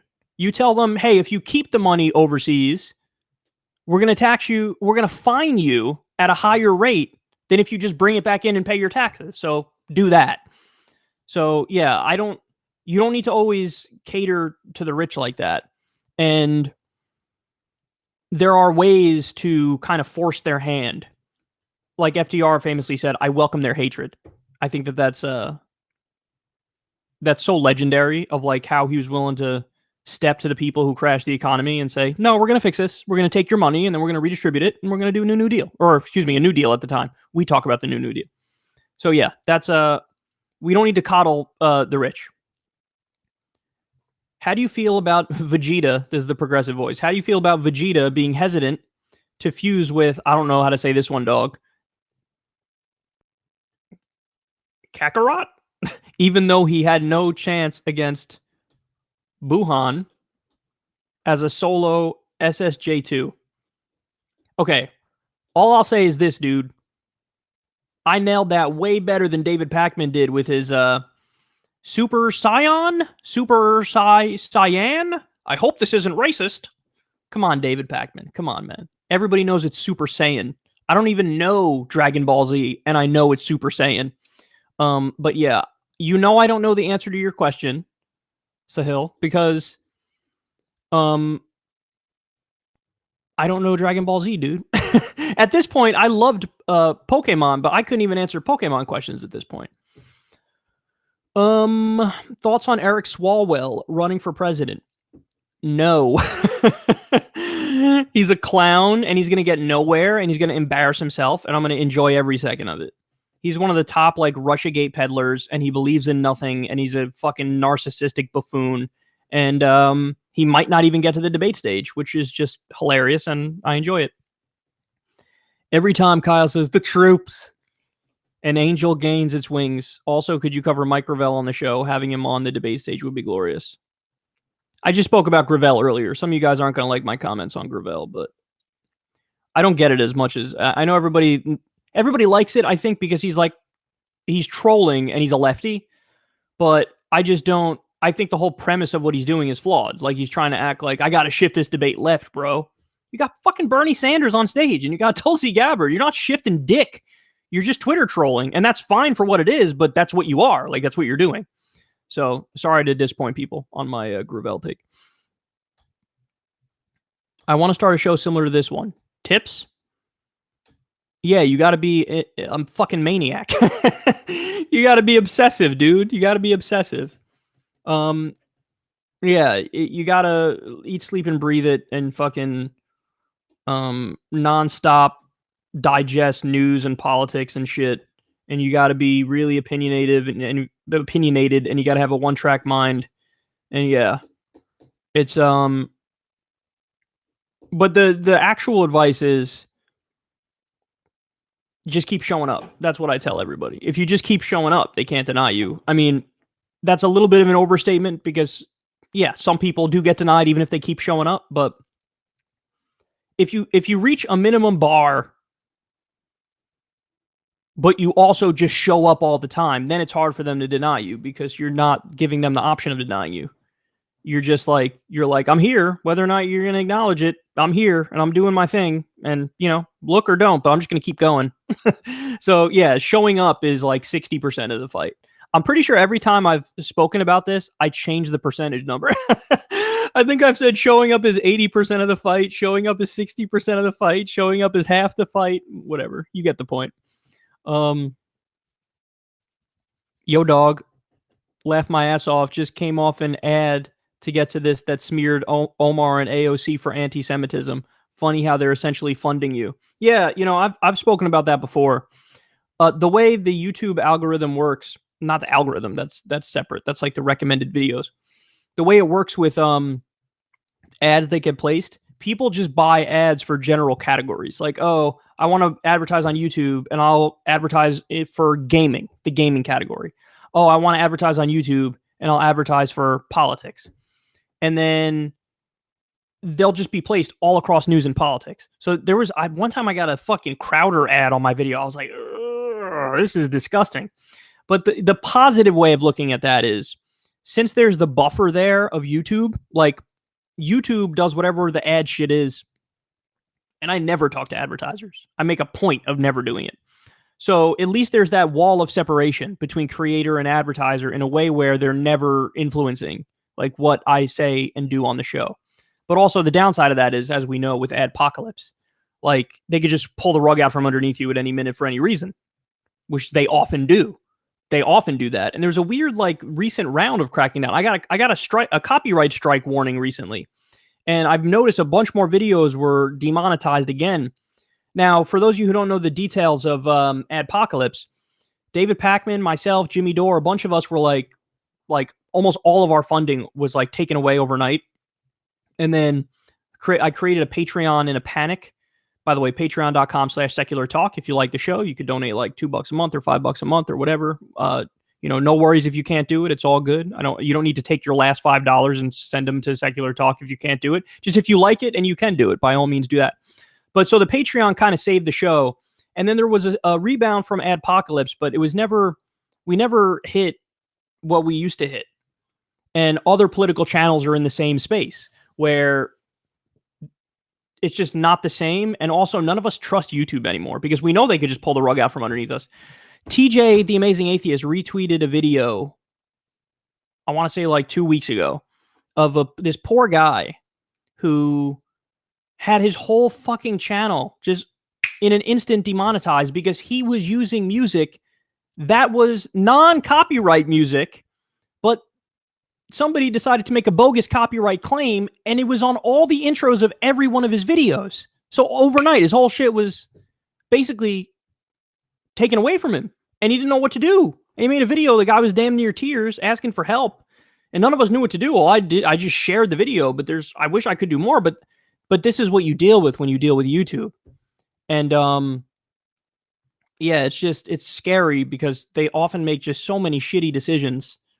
And we're just kind of left with our dick in our hands going, all right, I don't know what to do about this one. Where was I?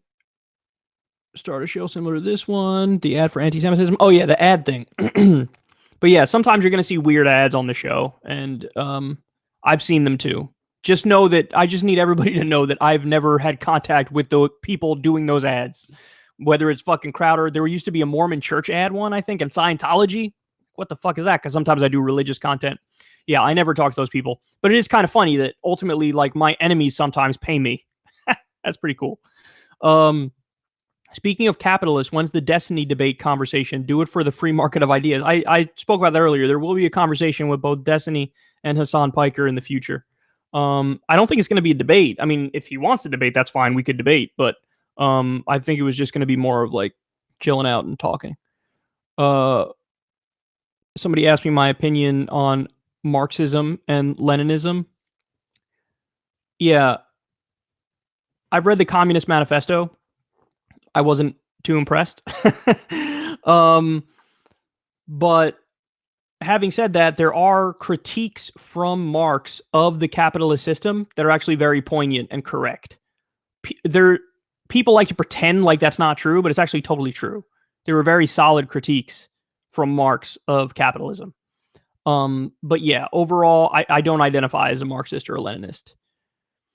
But Kyle, how can you hate capitalism when you get under-the-table subsidies from Big Seltzer, you crony shill?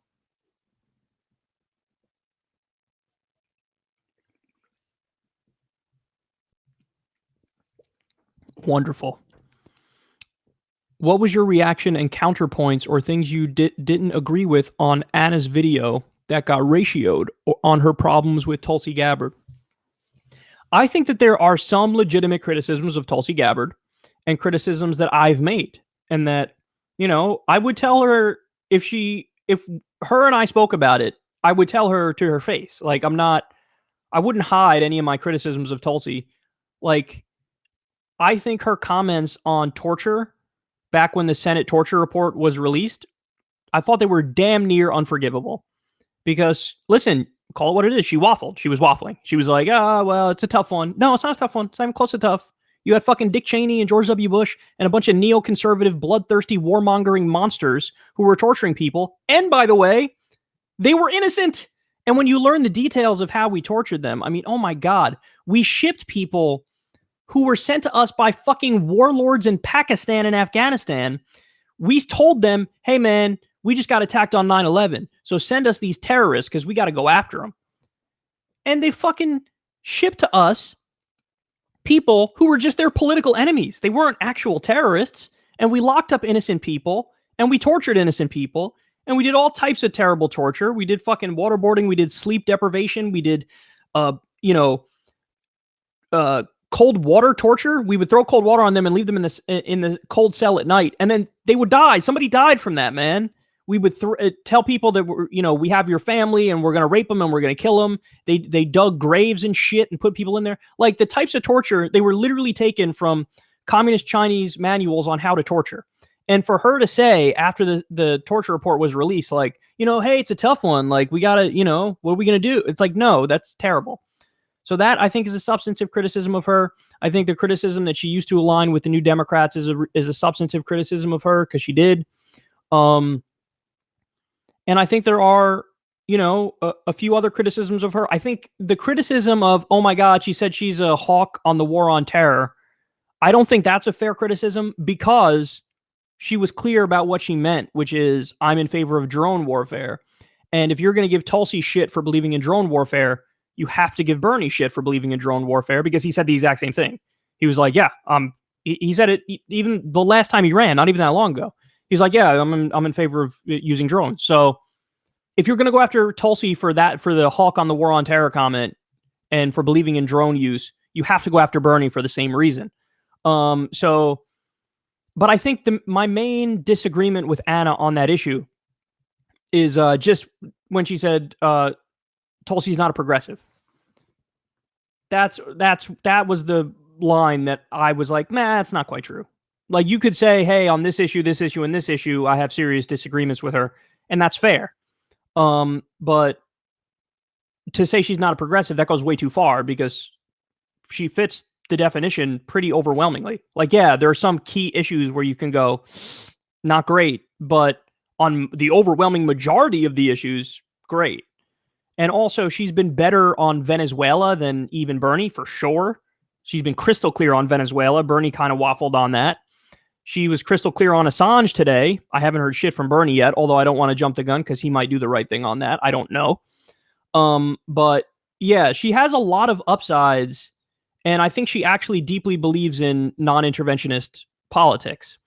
And I think, again, I do think there are legitimate criticisms of her, but I don't think there are legitimate criticisms of her, but there's also a lot of bullshit criticism of her, I'll say.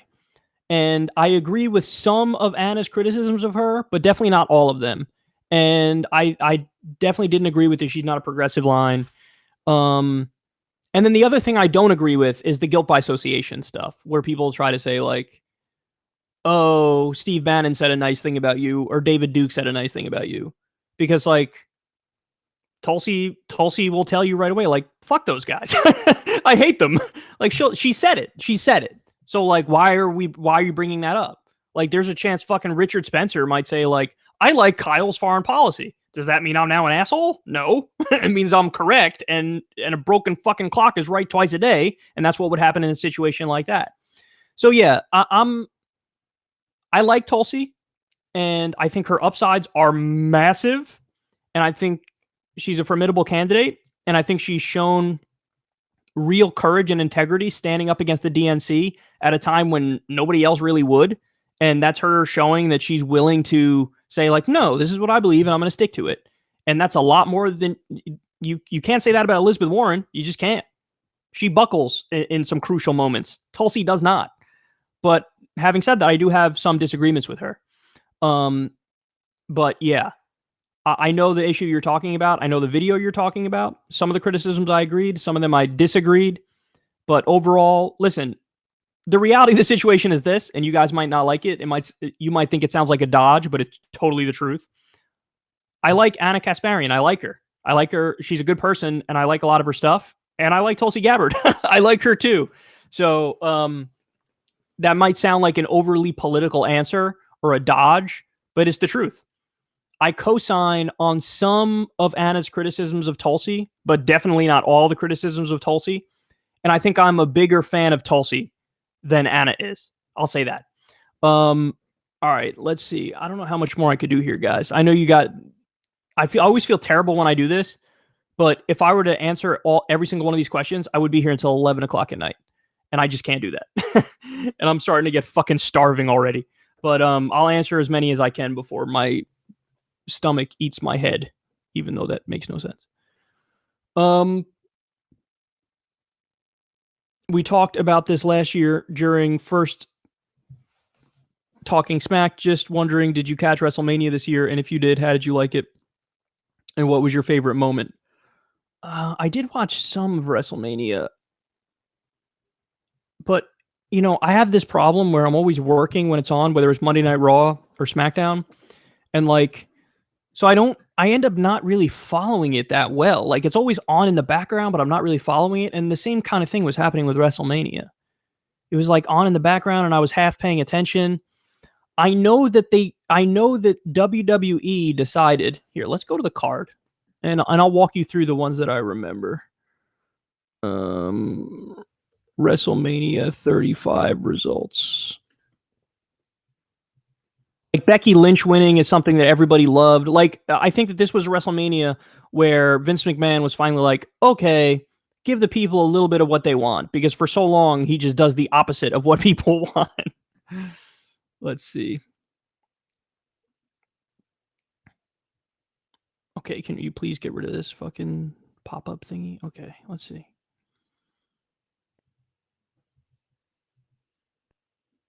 Okay, Universal Championship match. Seth Rollins defeated Brock Lesnar. Love that result. I'm not a fan of Brock Lesnar.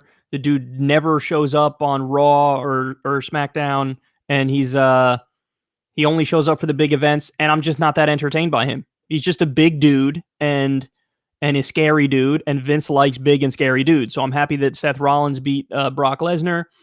AJ Styles defeats Randy Orton. I'm a fan of both those guys. Totally cool with that result. Shane McMahon defeats The Miz. I'm a big Shane McMahon fan, dude, because that dude puts his body on the line. Like, the shit he's done is damn near insane, but it is fucking entertaining. Let's see. I'm just going to go through the ones that I've like seen a little bit of. Oh, Kofi Kingston defeats Daniel Bryan. Wasn't that like the first time? Is this the first black WWE champion? I think it is, right? Booker T never won the belt, did he? I don't remember. But yeah, I'm cool with that result. Although Daniel Bryan's a big crowd favorite, and I love Daniel Bryan because he's a Bernie supporter. So that's my dog right there. Triple H defeated Batista. Oh, right, Batista was back. That's right. And that was if Batista won, Triple H had to retire, right? I'm not a fan of like no holds barred shit because oftentimes it's just too gimmicky. Like I'm an old school, like get in the ring and take bumps kind of dude. Baron Corbin defeats Kurt Angle. Listen, I love Kurt Angle, but dude's got to hang it up. His back is a problem, man. You could see how he walks that he's in pain. Like his shit, he can barely turn his neck. Finn Balor versus defeats Bobby Lashley. I like Finn Balor when he puts on all that makeup, man. That shit is great when he's the demon. I didn't really see much of that match, though. And then Becky Lynch defeated Ronda Rousey and Charlotte Flair.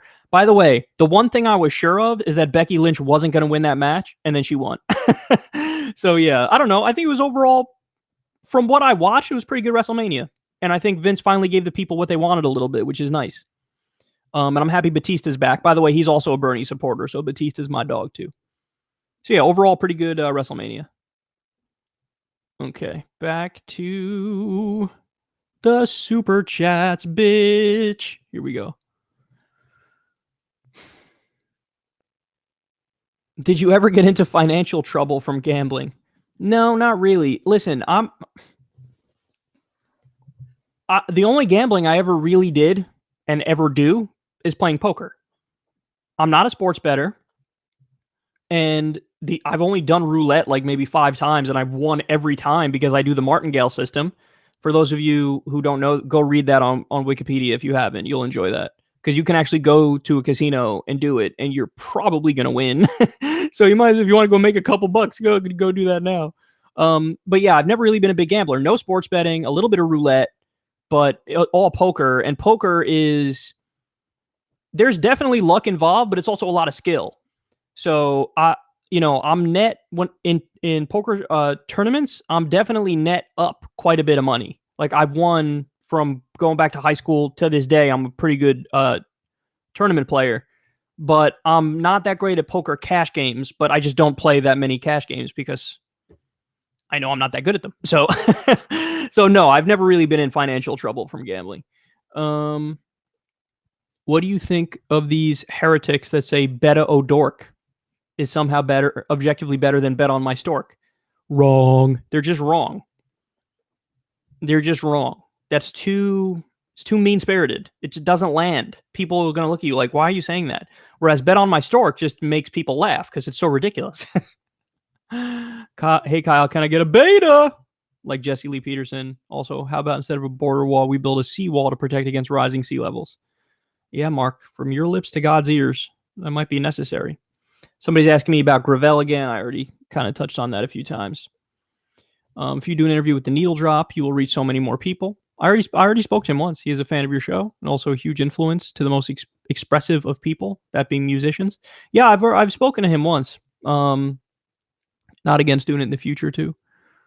My political science professor is an American supremacist. Oh boy, defends the worst U.S. foreign policy, extremely anti-Russia. You think this is normal, or how does it compare to your school experience? My professors were reasonable, and they ranged from center-left to left-left. With a few that were right-leaning, but they usually weren't the ones who were teaching the political science courses. So, no, I don't think that's normal. I think that sucks. Like, you're dealing with a moron. But you got to do it. Just get through the class, and then, you're probably way more educated than he is. So just get through the class and, do whatever you got to do to get out of there, basically. Get on Twitch with your boy Hassan. As I said, I'll do that with him and Destiny at some point in the near future. Follow Destiny on Twitter. I am. I just did the other night. Because I couldn't fucking find him for like a year. I was like, where is this guy? I can't fucking find him. And then finally I find him. But yeah, I did follow him. And do you think the U.S. will eventually end the war on drugs? Yeah, but I don't know when. But they need to eventually. But I genuinely do not know when. Hey, Kyle, Tulsi is the only candidate standing up for Assange. I know. That is true. Do you think Sanders would end the war on drugs? I do. I think at the very least, he would take massive steps in that direction.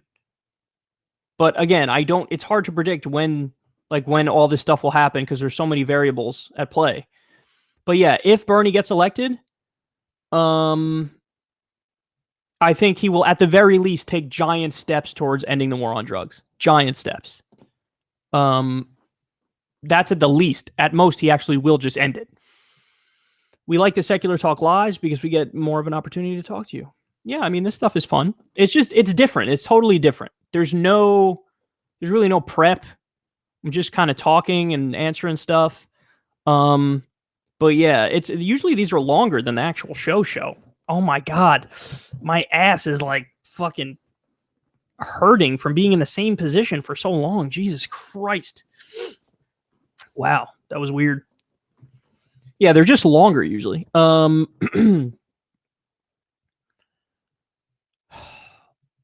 legalize, tax, and regulate drugs. Somebody said that. Oh, they're adding on to what they also said. Do you think Bernie would end the war on drugs? And then also said, and legalize, tax, and regulate drugs. The answer is, I don't think he would legalize, tax, and regulate all drugs. But I do think he would legalize, tax, and regulate marijuana, and he would do whatever he can to get to that point. But no, I don't think he would legalize, tax, and regulate all drugs. I think he might decriminalize some other ones. But even that, I don't know. But I do think he would do that with marijuana. Do you think the U.S. will see another civil war if the government only answers to corporations? The answer is no, because there are too many distractions nowadays.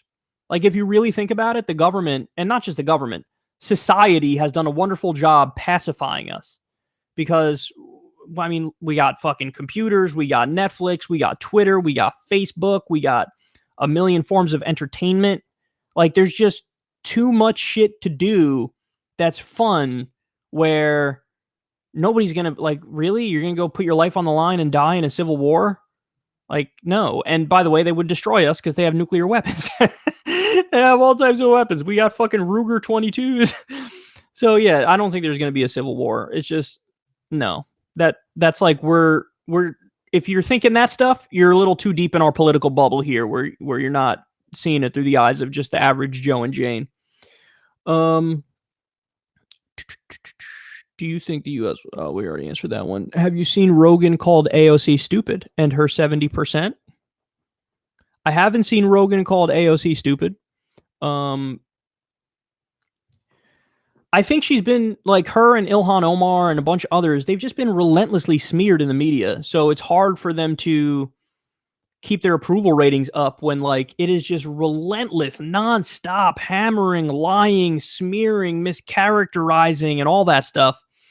And then, yeah, I don't know what you mean when you say "and her 70%." Are you saying he called her 70% tax rate stupid? I wouldn't be surprised by him saying that at all, because he's got a lot of money, man. He's got a lot of money. But yeah, I mean, I can guarantee you he doesn't, like, actually understand how that functions. How what she floated was a 70% marginal tax rate, which kicks in for every dollar over $10 million of income per year. And again, even that does not include the loopholes and deductions, where her 70% rate would probably be kicked all the way down to about 40, 45%. So there's no way he really understands how it works. And by the way, 90% of commentators don't know how it works, but they comment on it anyway. So yeah, I'm not surprised if he said that, but that's upsetting because it's not true, and it's all because of a relentless smear campaign.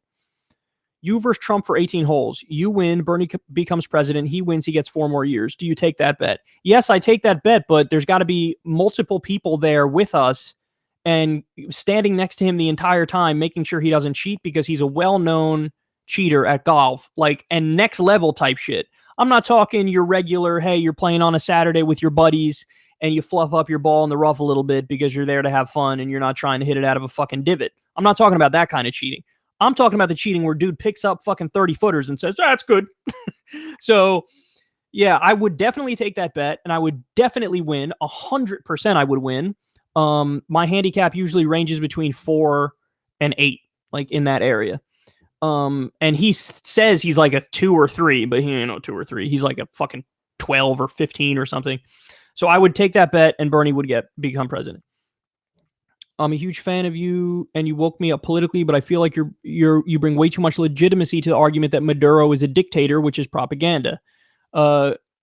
Given Abby Martin's An Ocean of Lies on Venezuela a listen. Listen, I think sometimes at a time when the U.S. government is trying to overthrow regime change, it's trying to overthrow a government and enact regime change, okay? It's detrimental to harp away on the, this government is so bad, bro. Like, look at all the bad stuff they're doing. They're so evil. They're so wrong. They're so this and that. So I like to focus on what our government is doing, because what our government is doing is fucked up and needs to be stopped, and there's no justification for it whatsoever. Full stop, okay? Having said that, I totally disagree with the people who say you can't say a single bad word about the official state baddies. And my reasoning for that is, it's not true. Like, you can say bad things about Assad, you can say bad things about Maduro. And again, this is coming from a die-hard non-interventionist who understands that a lot of the arguments against those people are sheer propaganda, okay? But do not fall into the trap of thinking that they must be good because we want to overthrow them. Because that's also a massive oversimplification, okay? And yeah, there's a lot of authoritarian tendencies of these folks that we shouldn't be defending. And don't over-defend, because then you actually hurt your overall case, okay? And I think sometimes some people on the left do some over-defending in these situations, when really, we shouldn't even be having that conversation at all, because it's irrelevant. How Maduro is governing and treating his people and all that stuff is irrelevant, because we don't have a right to offensively invade or topple another country when there's no threat of attack against us. Full stop. So we're in no position to overthrow it, judge it, talk about it, focus on it, because that's all part of the propaganda machine. But again, having said that, you don't have to, like, I don't agree with people who say you can't say a single bad word about official U.S. government enemies, because then you're feeding into the propaganda. No, if you're crystal clear that in no way, shape, or form should we be overthrowing anybody here, and the only time we should use violence is for self-defense, if you're crystal clear about that, then yeah, you could always have a discussion about the facts. And I think that sometimes the they did nothing wrong thing is a little overstated. Have you seen Rave Dubin saying he's not going to debate Sam Cedar? So much for the free marketplace of ideas. Yeah, he's been dodging him for like 2 fucking years. And you want to know why? because Dave Rubin is a giant dumbass. Listen, I know, like, some people, that's mean-spirited, and like, why? Listen, man, I'm not here to coddle anybody's feelings, dog. I'm here to tell you the truth. And the fact of the matter is, Rave Dubin is the simpleton's simpleton. Okay? Sam Cedar would run circles around him that would just be embarrassing to Rave Dubin on a level that's impossible to comprehend, man. And, there are things I disagree with Sam Cedar about, for sure, 100%. But that's irrelevant. Rave Dubin, seriously? Like, have you seen that recent video of Tim Pool talking to him? And Rave Dubin has to defend his embarrassing moment with Joe Rogan, where Joe Rogan, like, calmly obliterates him when Rave Dubin's like, bro, listen, man, I'm all about these ideas and stuff. And here's one of the ideas I'm thinking of, dog. Like, what if we had, like, no regulation? And Joe's like, well, building codes are important because you don't want to put, like, an electric line close to a water line. You want to make sure everything's safe because, your fucking kids are going to be living there. You don't want the place, like, collapsing in on you because of a shoddy job done by an unscrupulous, corrupt developer.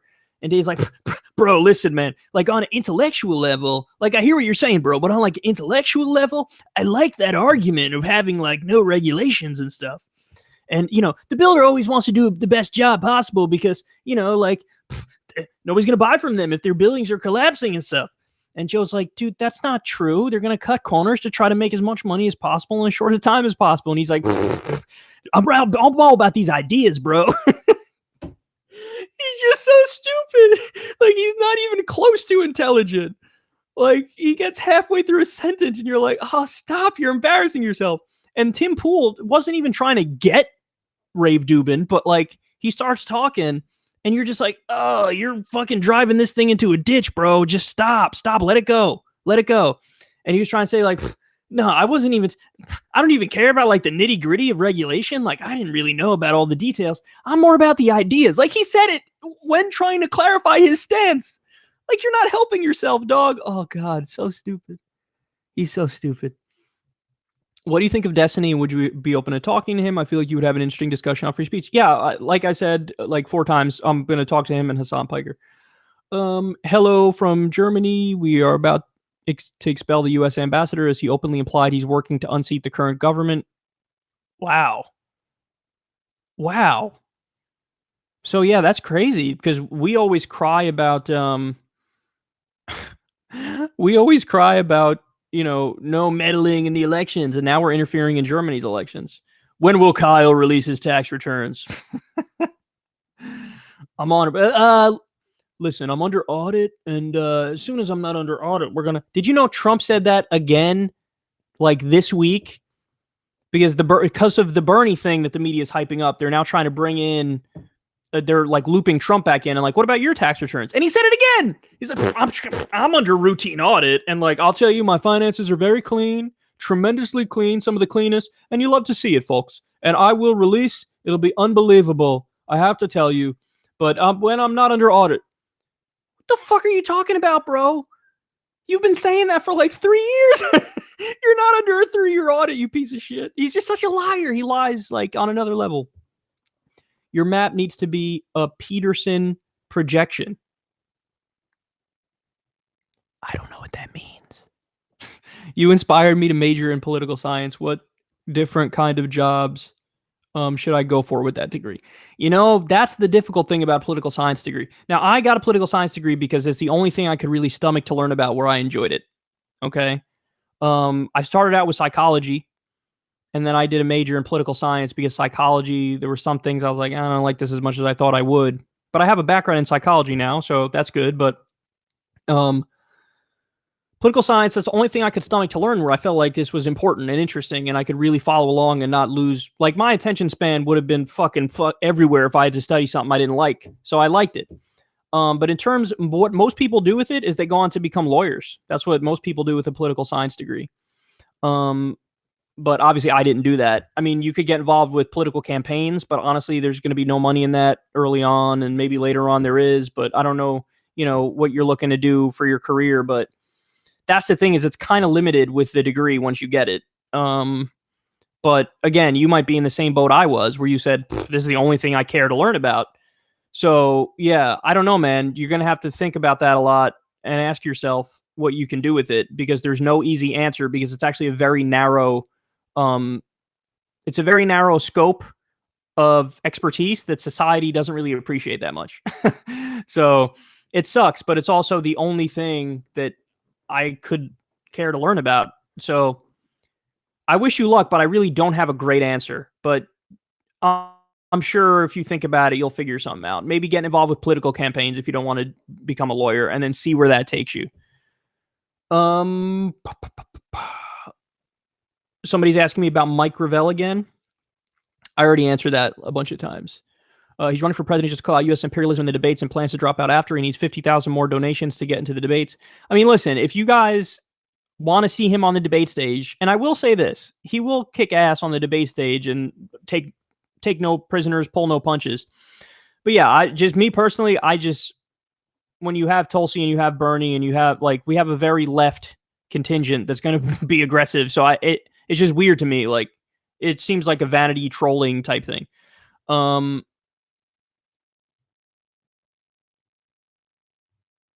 Remember when you were struggling to find a popular right winger to have a debate with during Politicon? Oh yeah. Wanted going to suggest Sargon. He's nearly 1 million subs and gaining, spreading more and more misinformation on politics. Yeah, there was a time where me and Sargon had like 3 or 4 conversations on YouTube, and I stopped a while ago.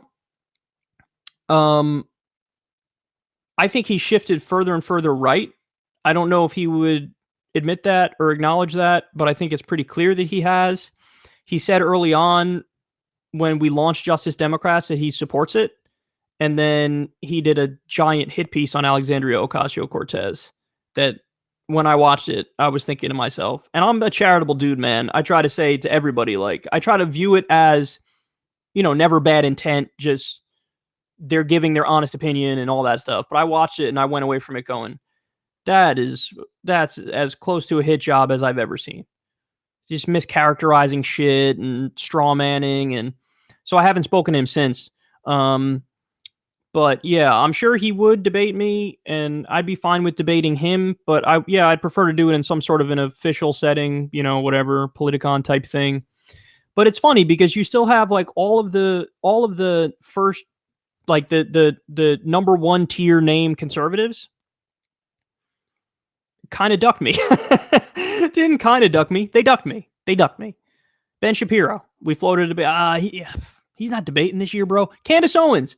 The people at Politicon told me that Candace Owens' team told them when they floated a debate with me, she's not quite ready for this one-on-one thing. So do with that information what you will.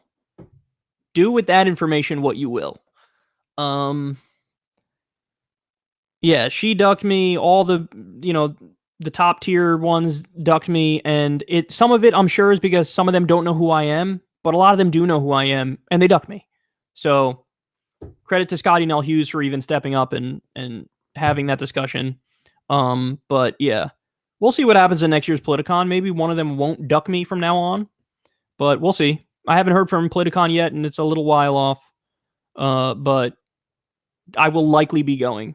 So we'll see. I wish I could afford to give you more, man. Love what you do. Hey, thanks, man. I really appreciate that.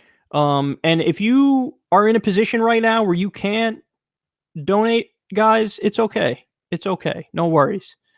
We're not like, those asshole televangelists here where it's like, give me your last $5.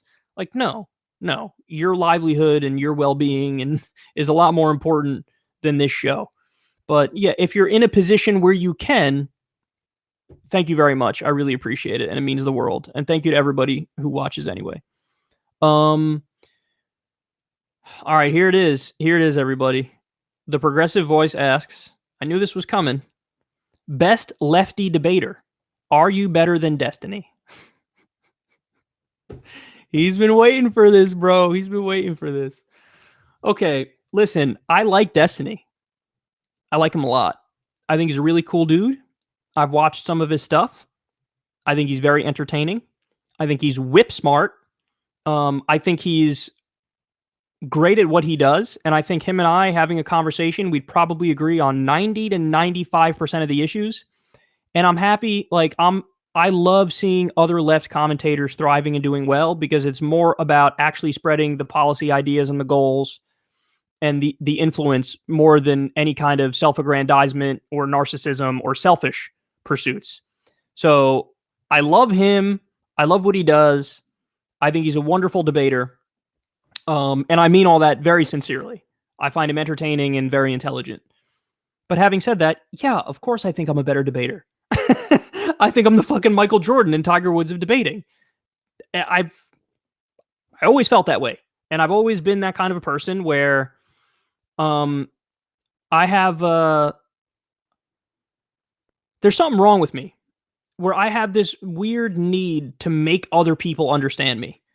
And it might stem from my childhood, because I think I was shouting into the abyss my entire childhood, where they weren't like the family, and I'm trying to make my family sound like monsters. They're not monsters. But I didn't get the reactions that I wanted from them, I guess. And I felt like I wasn't seen and heard. And actually, when I was really young, I had a what's called a stammering problem. It's kind of like a stutter, where I would struggle to get words out. And I think that all those things from when I was younger kind of culminated as I got older, where if I'm speaking and I'm saying something and the person I'm talking to or the people I'm talking to don't get what I'm saying, I go into fucking dig deep down, primitive, old school caveman style mode, where I'm like, I need to make you understand me. I'm going to do everything I can to get my points across to make you understand me. So I think stemming from that, when I'm younger, insecurity, being afraid of not being seen or heard, stemming from that, leading to this day, I have become a fucking Goliath of getting my points out and making people understand me, and being clear, concise, and to the point in debate specifically, where I'm trying to say something. And again, I love Destiny to death, and if he wants to, we could talk about this when I'm talking to him and Hassan. It's up to them. But what I've noticed with Destiny is that he's great at logic. Okay, so he's great at picking apart what the other person is saying. So a conservative will say something, it'll have 18 things in it that are total bullshit, and he'll give you the boom, boom, boom, boom, boom. You're wrong about this, you're wrong about this, you're wrong about this. I'm going to dissect this, I'm going to deconstruct this, and then everybody's going to go, holy shit, Destiny just kicked his ass. And I agree. I say the same thing when I see it. I'm like, damn, Destiny's kicking his ass. But, that's only half the picture in a debate. It's only half the picture to hear what the person says and dissect it and use logic to poke holes in it. The other half of the picture. So he's great at step one. Step two is, and here's my claim, and here's why I'm right, and here's my evidence for this. I'm going to be as objective as possible and lay out all my empirical evidence. And then you're going to not only see that I dismantled the asshole, but I'm also correct, and here's why I'm correct, and I'm going to make you believe what I'm saying. And he's really great at step one, and I just haven't seen him do much of step two. So I honestly would say this, and this is no disrespect to the other, lefty progressives, but I think he's a solid number two of lefty debaters. I think there's me, and then I think there's Destiny at number two. And then, I don't know, the other ones, you'd have to do a complex, detailed, some sort of analysis breakdown to figure out how the rest of them fall on the spectrum. But yeah, of course, I'm going to say that I think I'm the best debater. I wouldn't be doing what I'm doing if I didn't think I wasn't good at it. If you think about it, the format of my show is almost like me, sparring against ghosts, if you think about it. Because when I'm talking, I'm doing my rants and I'm going off on my show. But what I'm really doing is presenting a news story, poking the holes in the things that are wrong with it, and then building a case as to why we're correct about whatever it may be. Medicare for all, gun regulation, living wage, and the wars, yada, yada. So yeah, of course, I think I'm the best at that, and that's why I do it. And that's why, I love doing it.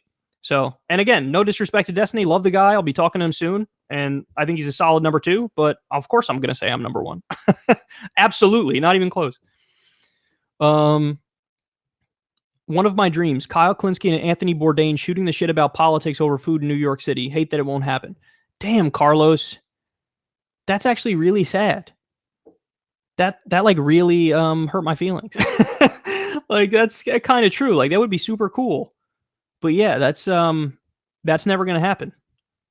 That I really liked Anthony Bourdain. His death actually impacted me a little bit because I used to watch his show all the time. He seemed like a really cool dude. I really liked his content, and then he committed suicide, and it's like, whoa, I did not see that coming at all.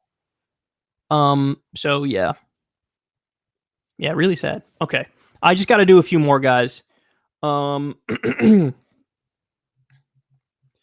so starving. How long have I been streaming for? Somebody tell me.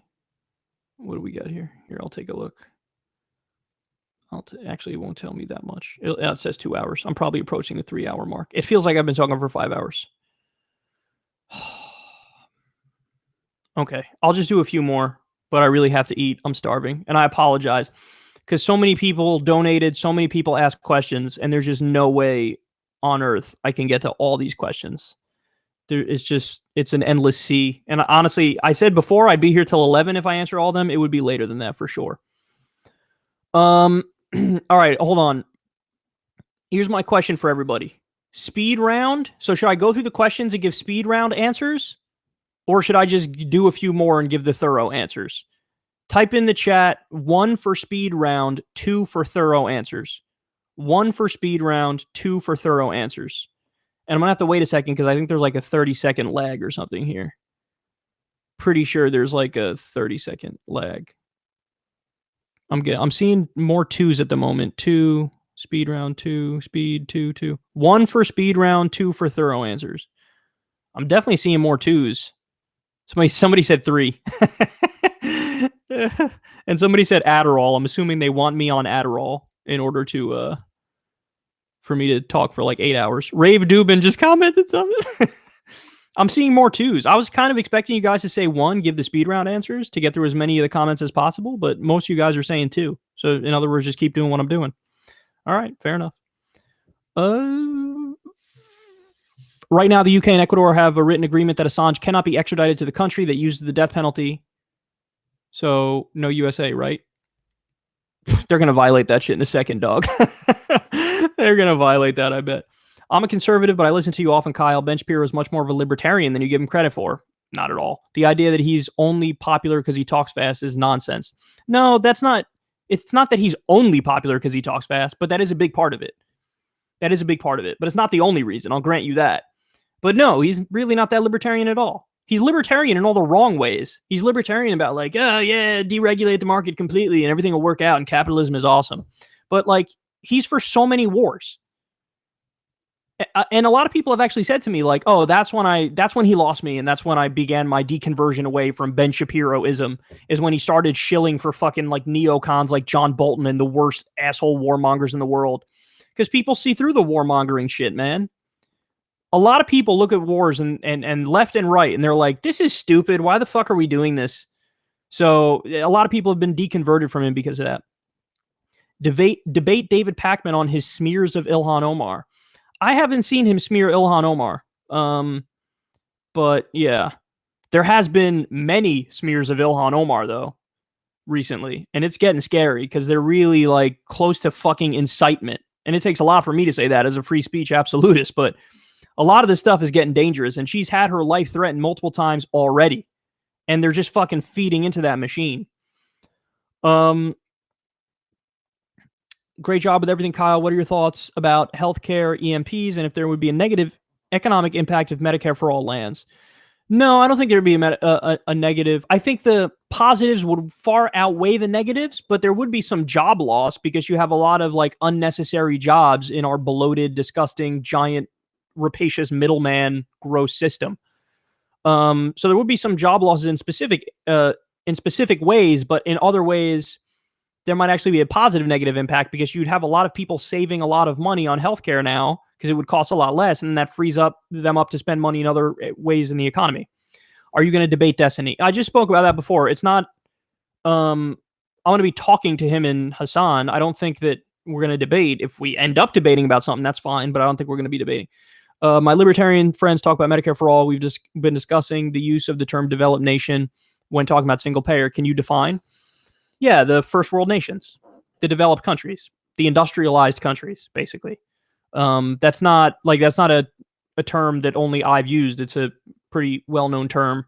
And your libertarian friends are talking about Medicare for all. I'm assuming they're against it.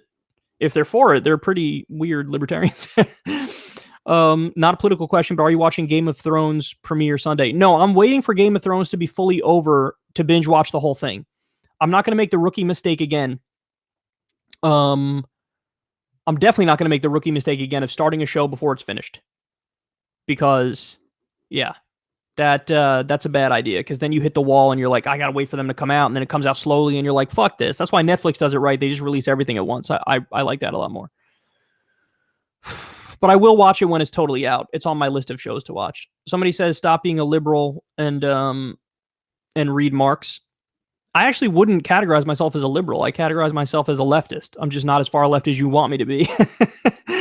I'm a mild social democrat. Keep up the work and shit talking. Thank you, Kyle. When you say Medicare for all costs $32 trillion, it makes me want to smack you. It does not. Our current system costs $59 trillion, while Medicare for all costs $47 trillion. I'm just going by the University of Massachusetts Amherst study. Watch Humanist Report's video called "How We Pay for Medicare for All." Dude, I'm just going by the University of Massachusetts Amherst study on that. They say $32 trillion. Have you seen Yang's segment on Shapiro? Thoughts? I did see Yang's segment. He's an interesting character again, but I think he's a little too his entrepreneurial side impacts his politics a little too much for me. I like Andrew Yang. I agree with a lot of what he says, and I think he actually believes in what he's talking about. And he's a unique candidate, and I'm happy his voice is in the race. And I love that he's putting UBI front and center. But yeah, it's not. I have some disagreements with him where his entrepreneurial side overtakes his leftism, and I have some disagreements. I actually laid them out more specifically earlier on in this stream. You could check it out when it's over. Bernie needs to do a podcast when he becomes president. It should be called Weekend at Bernie's. What are your thoughts on MMT?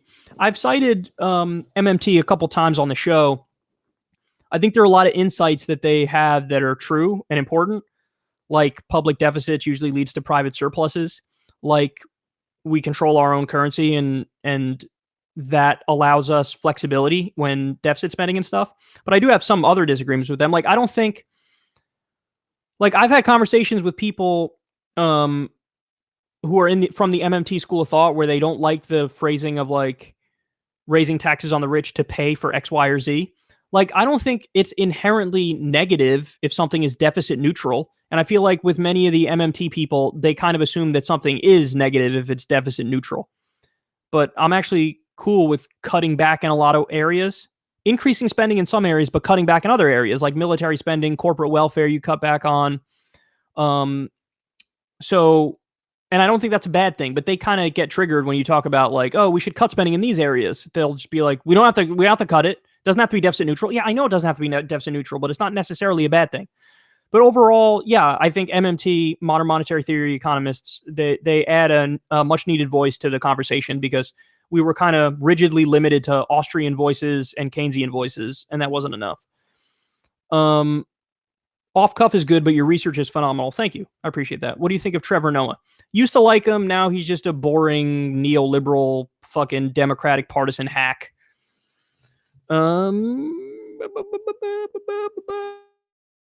Response videos to guys like Crowder, Shapiro, Rubin, please. Those vids are always getting more views, so you get way more exposure and we get drama. Yeah, you're right. I should do more of those. Go on Destiny's podcast soon. I will, I promised. Okay, I got to wrap it up, guys. I'm starving. I want to apologize to everybody who, I didn't get to their super chat questions. Yeah, I see there's so many I didn't get to here. I feel terrible, but I just can't do it. I just can't do it. I love you guys. I love you all, but I'm fucking starving and my ass hurts from sitting in this seat for so long. But I want to thank everybody for supporting the show. I want to thank everybody for donating super chat questions. I love you all very much.